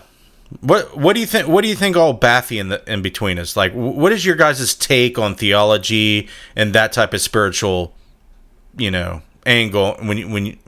What are your beliefs? Like, are demons real? Are angels real? Do you allow them? Do you subscribe to those type of entities or ideas, or are you just like, no? I don't know. I feel like some people would call it wishy-washy when it comes to me. So I'm not. I think everybody's theological position, their ideology, if it's for them and they truly feel it, it's correct. I mean, there's got to be a reason that, the Catholic rite of exorcism works just as well as the Hindu rite of exorcism, just as well as the Jewish rites of exorcism work, because there's validity to it. Yeah. So, and I use that as the example a lot, is like the extreme. And if we're using the demon word anyways, we can run with exorcism. Reagan's right there. And there. We're surrounded. So, I guess I've sworn already once. So my thoughts on everybody else's religion has been it's like a dick. It's nice if you have it, just don't try to put it down the throat. For me personally, I'm very, I think the word's animistic. I recognize the spirit in everything. In my shamanic work, I'm not just dealing with human spirits. I'm not just dealing. I think some people would call it either angels or demons, but I've got a good relationship with the ash tree in our backyard, and he watches over our shit. I recognize the spirit in everything, and I think some of that comes from my, shamanic studies, training, work, whatever you feel like phrasing it. Do I feel like? So everything has spirit, right? That means there's got to be a spectrum of intentions there. So you can have these things of absolute good. Most of the time it's going to lean in the gray, but you can have these things of absolute good. But if you believe that exists, you also have to believe that these things of absolute negativity exist. Mm-hmm. And I think the darker end of that spectrum is what a lot of people refer to as a demon. I have a tendency to just use the word asshole, but I don't know if that's necessarily an answer, but it is. So not an answer. It is an answer. Well, that's to some people, and I don't think that makes sense to me. Well, that's what I'm getting at. I mean, what you're saying essentially is there is a force of bad and a force of good that works through us, in us. Okay? We choose what we resonate with, what we, intend to put out there. And when people use the word demon, it directly connects with a certain dogma and a certain religion that people either jive with or do not. And that's the problem with the D word.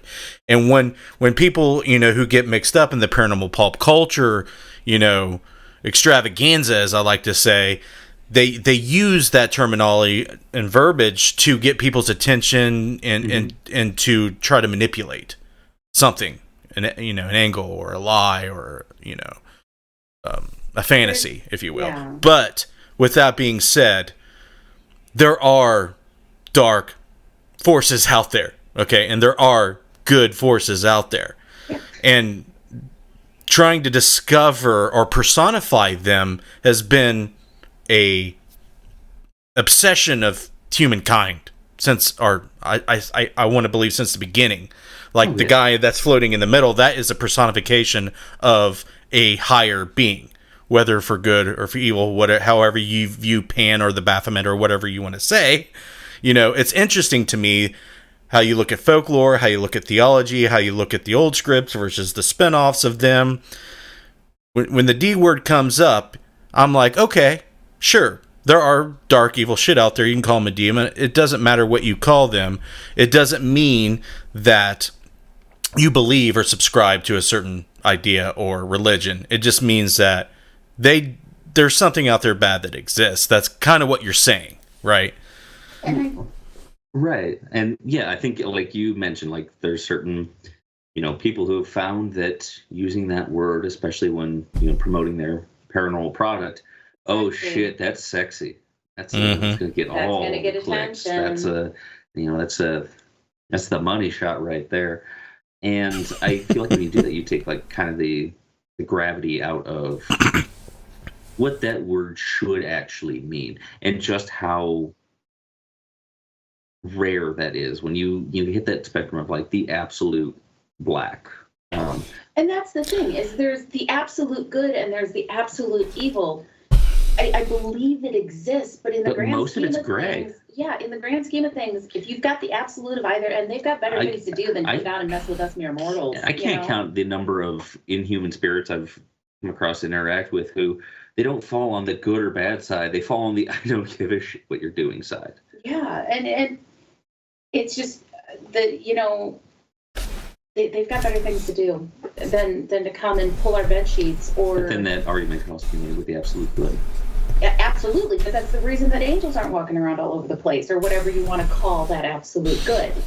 That's why we're not walking around high-fiving them on the street too, because they've got better things to do as well. So, but it's sexy to say, oh look, it's a demon. But I mean, we've said this multiple times. I mean, between us, we've been to hundreds of locations, and some of them with really dark pasts. And knock on wood, or whatever you want to do, we've yet to run into a demon.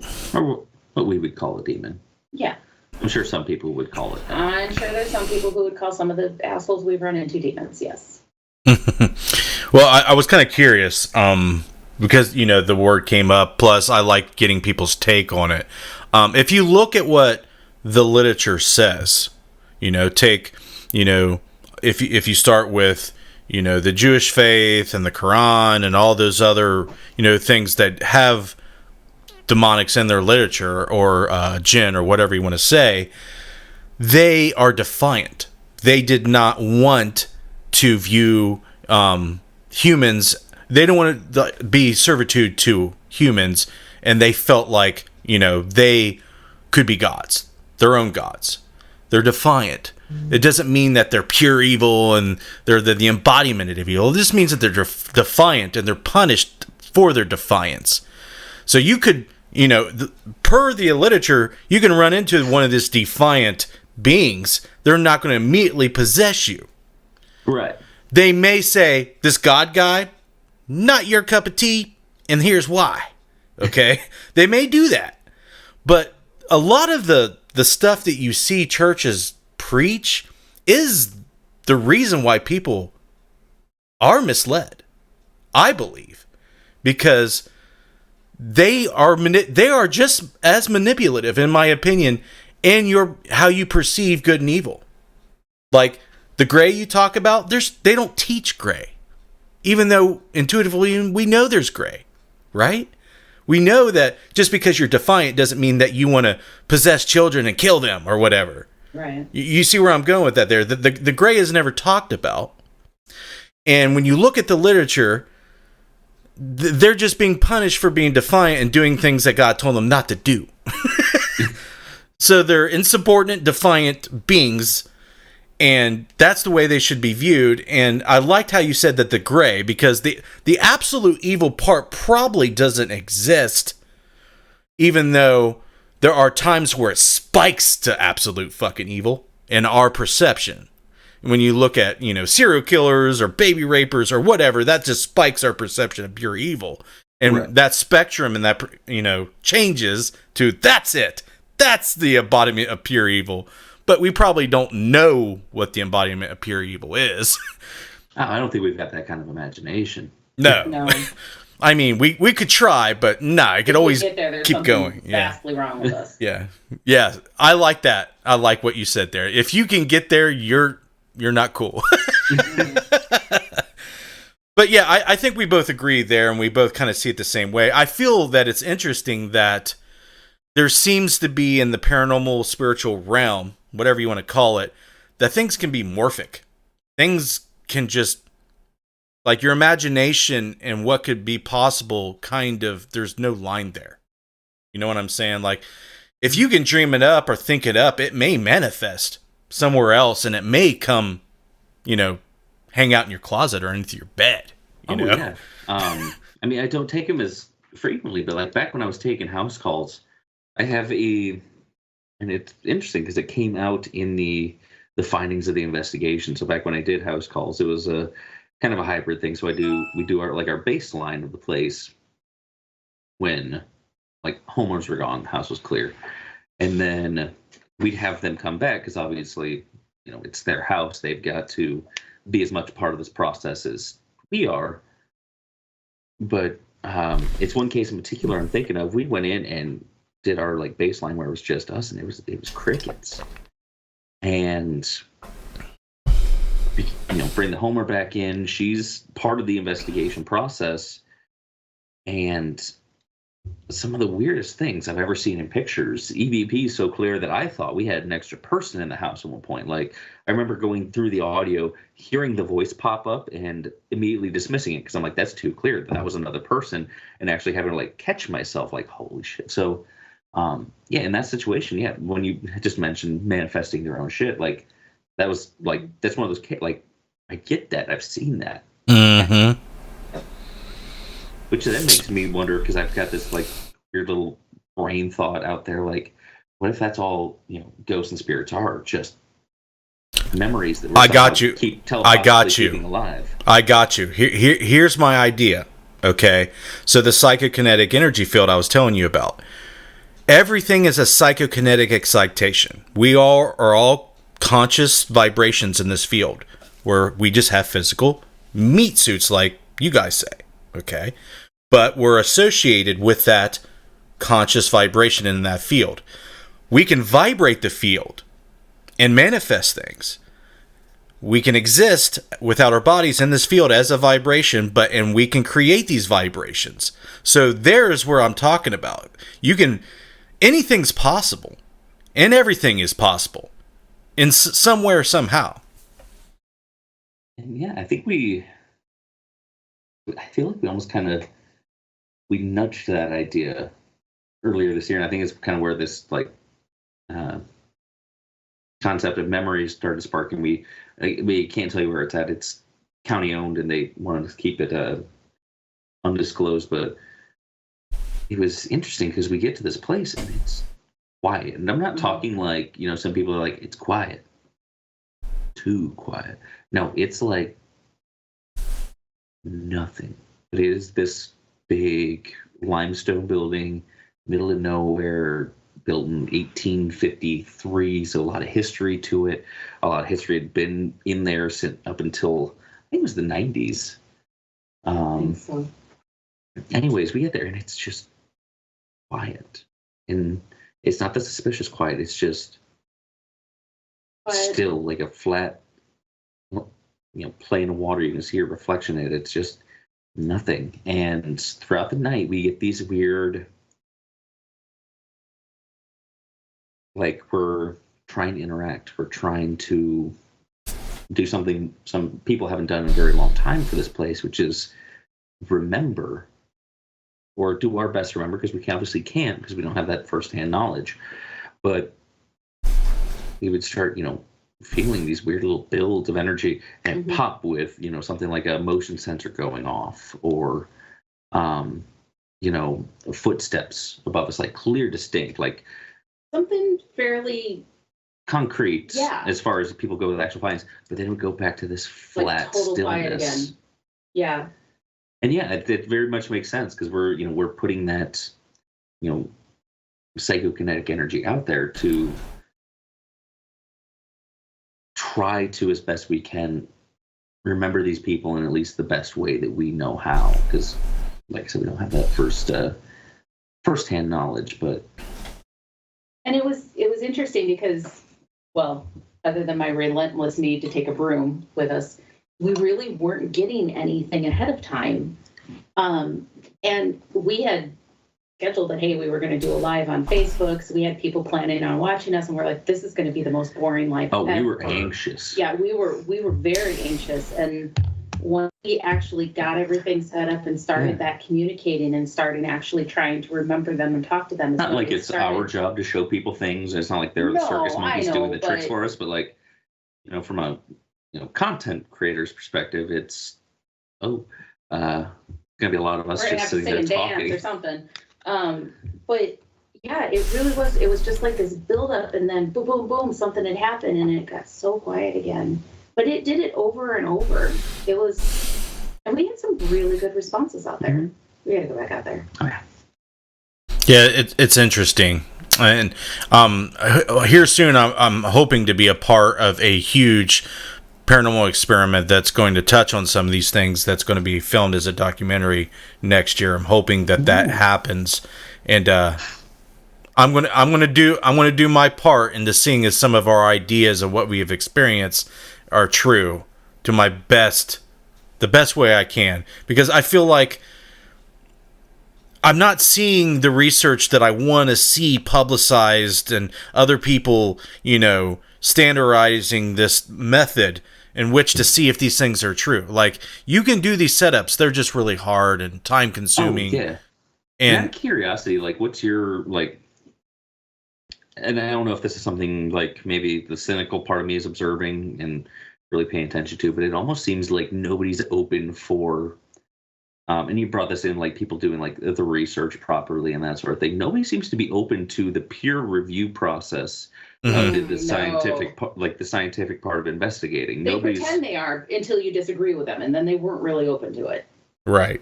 Like, do you run into a lot of that? Absolutely. And the main reason I see is cognitive dissonance is the main reason. That when you already have this predetermined belief and you have a lot of emotional ties to this belief, and someone comes along and presents information that contradicts that belief, it's going to cause a lot of stress, and not everybody is ready or willing to accept anything outside of what they are already wanting to believe. And that's the main reason why. I think if everybody was in it to just find out what the fuck's going on, is this the way I thought it? Is this what I'm interpreting? Is it right? Is it wrong? I don't care. Me personally, Chris, I don't care if I'm right or wrong. I don't give a shit. I just want to know. I just want to be in a group of people saying, this could be possibly it. This could be the answer. And whether it changes down the road, we don't fucking care. But at least we're trying to all collectively agree and not just be biased all the time. We're trying to find an answer. We're trying to do the research the best way we can to figure out the answers. Because there's value. There's real value. Outside of our own personal belief, there's value to it. I mean, what are people's problem? Like, why do you care about your idea of, this EVP being real or not? Or why do you care about this place being haunted and someone coming in and debunking everything that you said was paranormal and isn't? Like, why do you care? Because the way they're sexy. I think some people almost like cling to their little findings like a trophy, I guess. Like it's this thing that they've collected. Because look at how cool I am. I caught this. Yeah, it is what it is. I mean, I don't understand why people don't. I mean, first of all, if you want to gather data to be peer reviewed, you got to know how your equipment works, and you got to know how to acquire and collect the data properly so it can be scrutinized. Most people don't know how to do that, and I'm not claiming that I'm an expert in it, but I'm decent. Okay, I do listen to people who do field research, how they do it, why they do it that way, and try to emulate them. I don't listen to Zach Bagans tell me how to do it. I don't. I mean, in the beginning, I'm like, "Oh, this show's so cool! It's way more entertaining than Ghost Hunters. I love this show." Like season 1 through 3, maybe 4. Like that was entertaining, but like Just kept going. Yeah, and then once you did your own research, well, I did my own research and I started, actually studying the field, and I'm like, wait, this is entertainment. that orb is dust, that spirit box, that's audio pareidolia. I mean, all this crap that they present, it's not what was that, evidence. I think it was like 2002. It was one of the earlier ghost shows in the UK. I think it was like Most Haunted or something like that.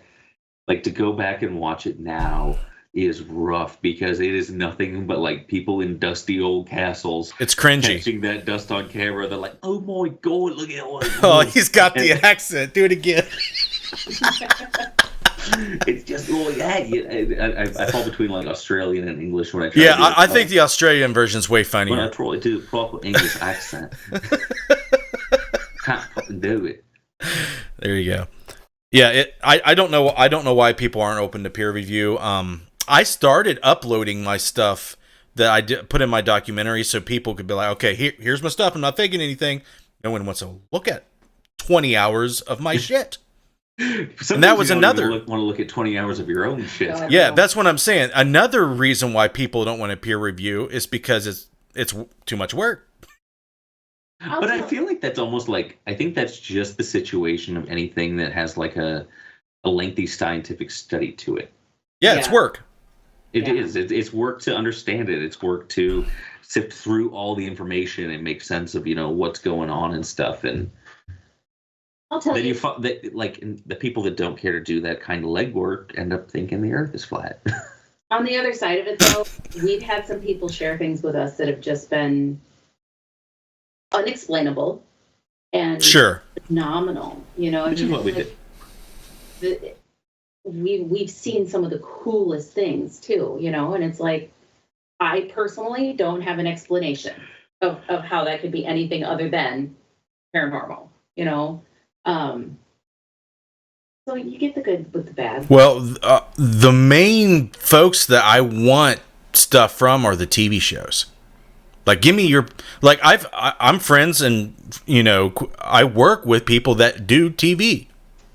A lot of them, because I do these shows, I get connections. Oh, yeah. So I'm like, hey, that footage I just seen on Ghost Hunters, can I have that? Can I see the raw? Oh no, that's the studios.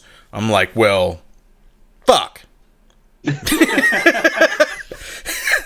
Like, give me the stuff. Like, I'll give you my input in. Don't you want my input in? No, that don't matter, dude. Show's aired. We're cool. We're gravy. So yeah, those are the people that I want the stuff from. And that's the curious thing about the field too, is we've you have the actual like paranormal researchers out there, but you have just as much. I'm sorry, probably more like paranormal entertainment out there. And I feel like, as good as that is, like, I think there's a lot of people out there who like genuinely got into paranormal research like because of Ghost Adventures. I like think most of these people went on later to find out that, oh crap, that's not how this works at all. And that revelation hasn't occurred yet, but I think that's like the pro of the paranormal entertainment field. But I think there's also like detractors. So as far as like the paranormal entertainment field, I think it's a kind of double-edged sword when it comes to that. Because it's like, I want to see like a whole of your stuff, but I can't see all the stuff because it's not meant for that. It's not meant for the research purposes. It's meant for the entertainment side of the spectrum. Yeah, and they always say, "Oh, we let video specialists analyze this, and they have no explanation." I'm like, well, that's not how you give resources for your work, man. Like, who are these people? Cite your sources. Bottom of the screen. Yeah, I want to know these people. Yeah, Pat Kraft asked, like the lady in the basement at Gettysburg Restaurant, asked if it was the Farnsworth. Correct. So. Yeah, Pat's my mom. And when we were in Gettysburg, the waitress was actually talking to us and found out that I was a paranormal investigator. And she got permission from the person who owned the picture to share it with us. And they've got just this phenomenal picture of a lady in the basement of I think it's the Farnsworth. Is that the 2-story one? It still looks like limestone on the outside. Farnsworth is like a brick building. They have this huge patio now with outside seating. It's really close to the Jenny Wade house. It's right down the street. This isn't terribly far from the Jenny Wade's house. So this is where Jenny Wade's on this. It's like a little triangle intersection with a gas station in between. This restaurant's on this street. It's kind of closer to the cemetery. Oh, okay. There's the Dobbin house. The Dobbin house, yes. That Dobbin house. Thanks, Derek. Okay, so that's what I was thinking was Dobbin. Also, that voice came out of nowhere and scared the shit out of me. Sorry, that's Derek. That's Missy's. That's over at Missy's house. Did you just hear that? Oh my god! I was gonna say, like, I'm used to like maybe anticipating Melissa. There's this guy out of nowhere. I'm like, oh my god, it's my conscience. I haven't heard from you in a hot minute. Are you my conscience? He's the guy that fed you moonshine pickles. Oh, you son of a bitch. So yeah, it's the Dobbin house. Let me see if I can search that real quick. Ghost and I don't know if they'll have it posted or not. Because like I said, she had to go get permission from the owner of the picture to even share it with me. Oh, so is this recent or they just don't share it? I just don't know that they share it really. Okay, well that sucks.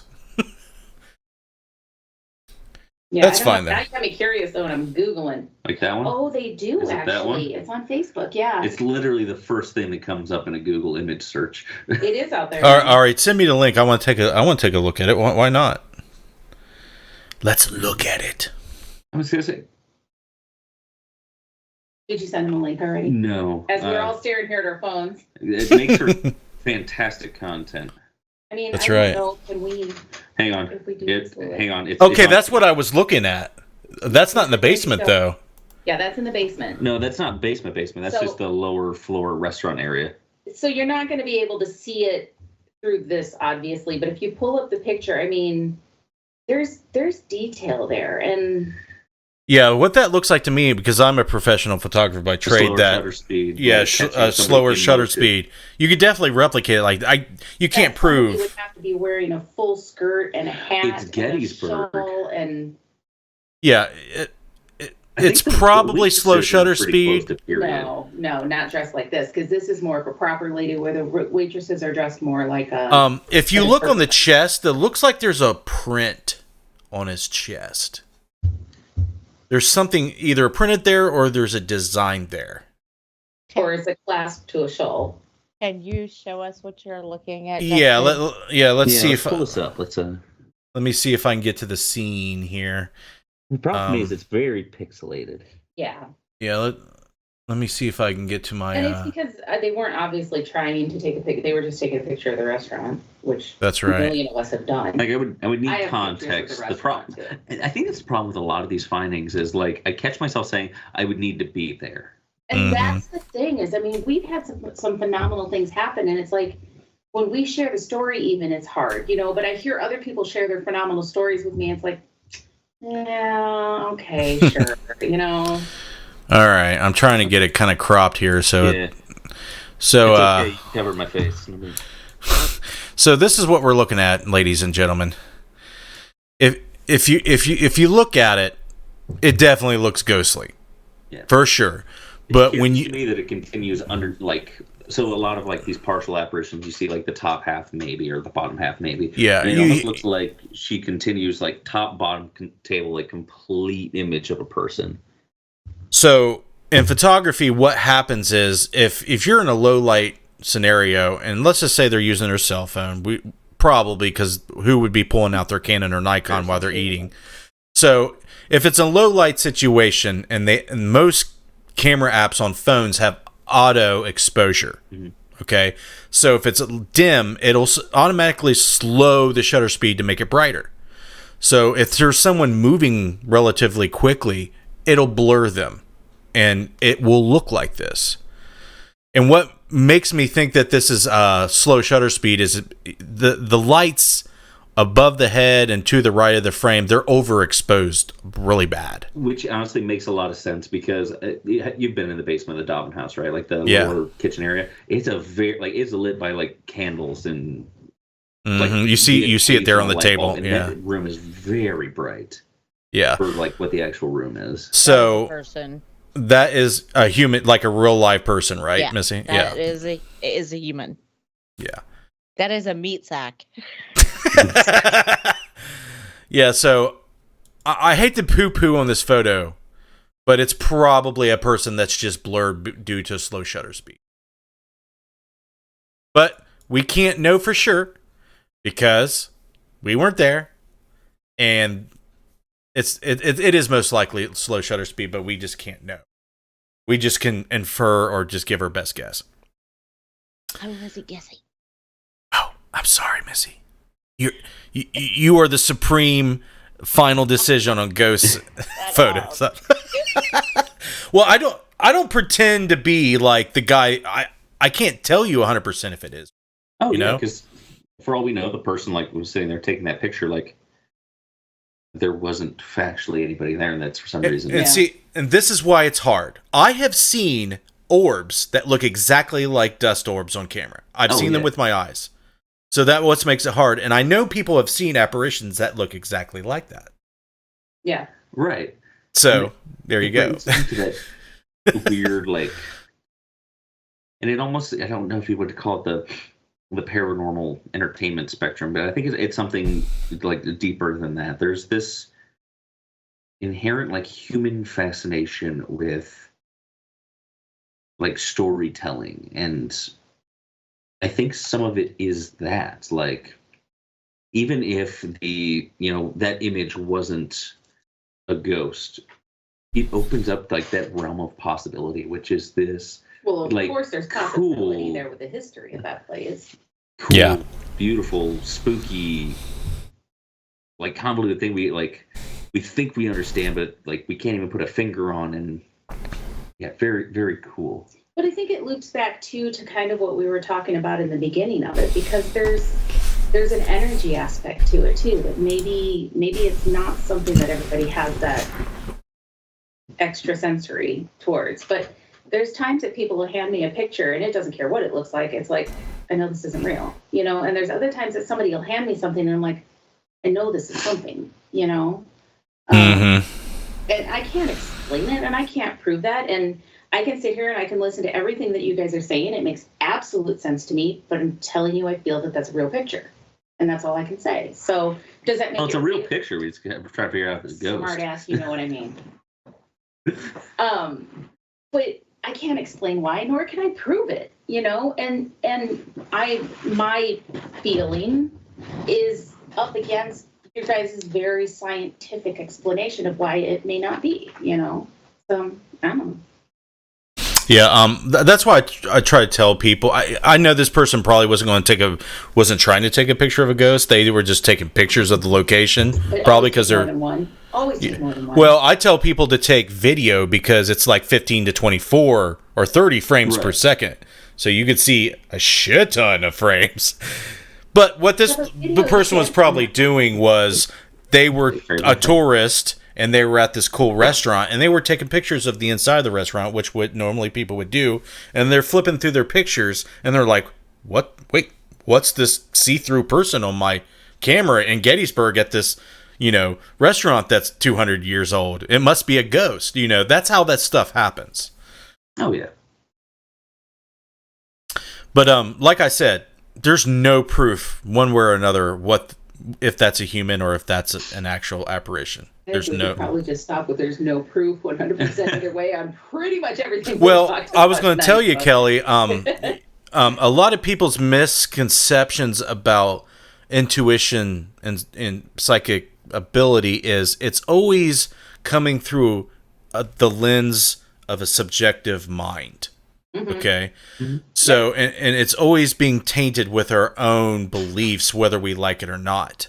Mm-hmm. So somebody can come up with this phenomenal information that they shouldn't have any idea about or should know, but they do.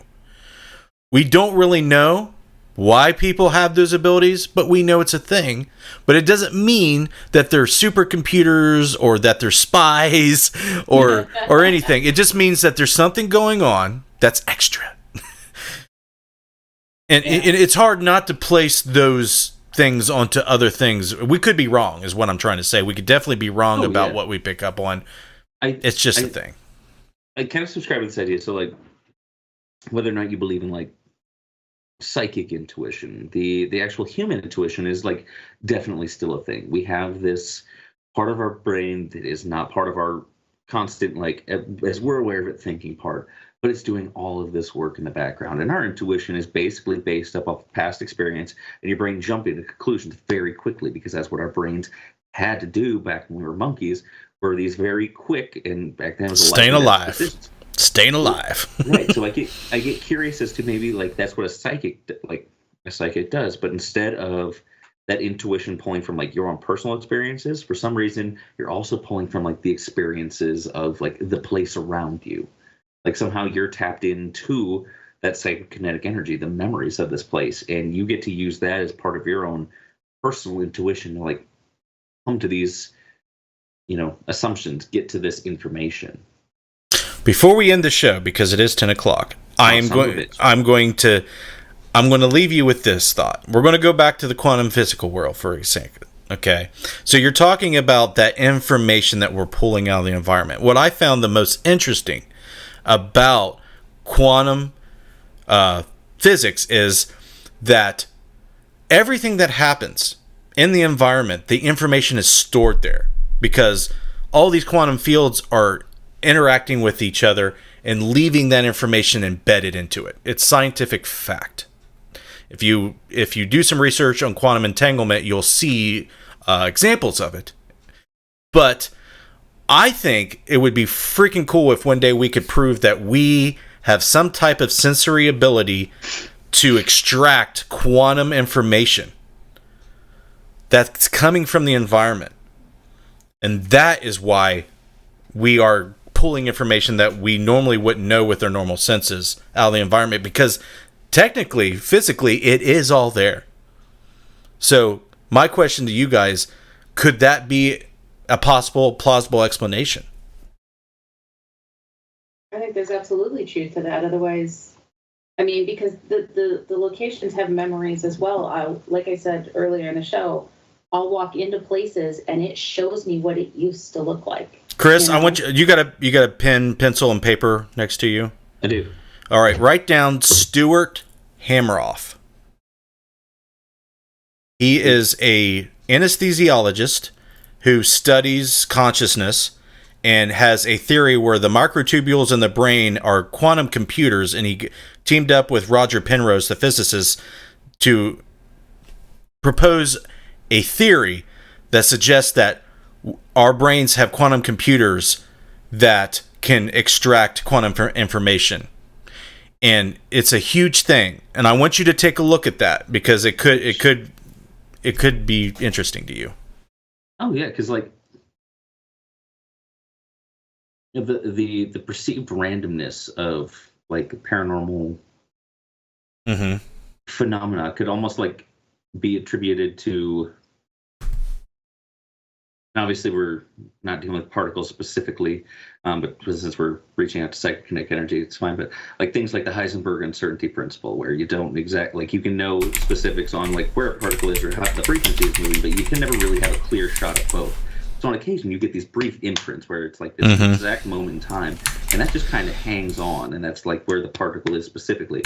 Other times, people get more of an emotion of the place, and that would I would argue would be closer to like what the actual frequency of the place is. And our brains being these like supercomputers able to pick up on these sorts of things, you know, potentially it's just a like a slower, a faster RAM speed, if you want to make that comparison. Kelly, I just sent you his name. Okay. So you guys can take a look. I hate to cut you off, man, but it's 10:05. I'm babbling at this point. Yeah, but I want you guys to take a look at that because I'm deeply interested in his work, what he's doing, and I know you guys are going to find it interesting, what he proposes. Oh, yeah. But thank you, man.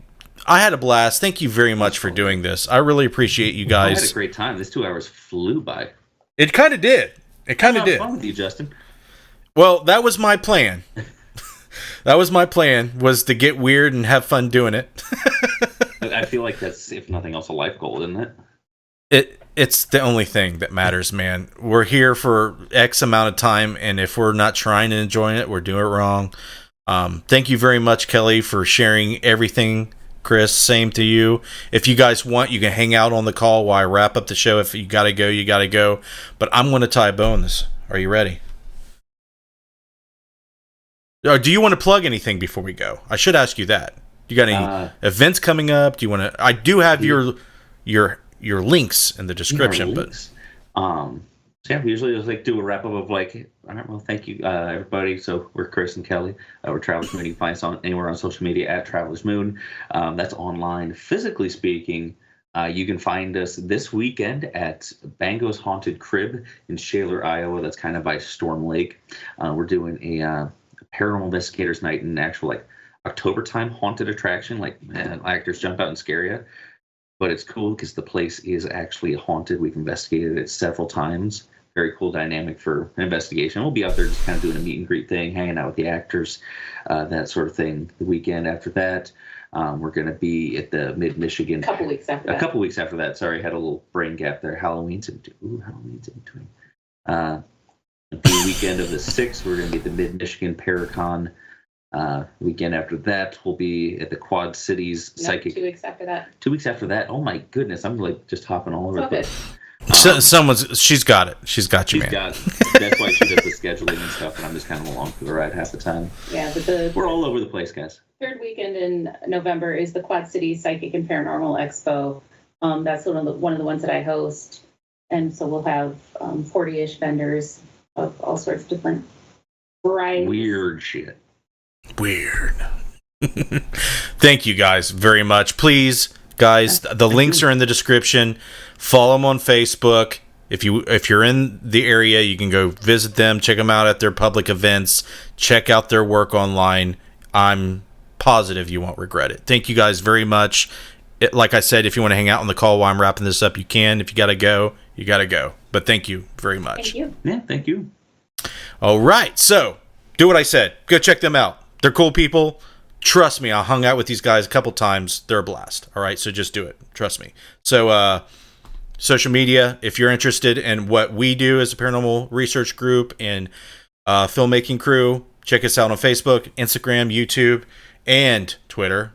I'm never on it, but you can do that if you want. We live stream there. That's about all we do. Please extend your thanks to the folks you see on the screen. These Patreon supporters are the all-stars. We cannot do these shows and other things and keep it going if it's without their financial support. So if you guys are interested in our Patreon, I will link it. I'll put it there in the chat. There you go. But thank you very much for all your support on Patreon.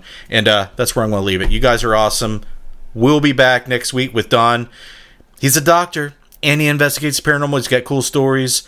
and he does cool stuff. So please tune in next week at 8 p.m. Eastern Time. And we'll see you next time.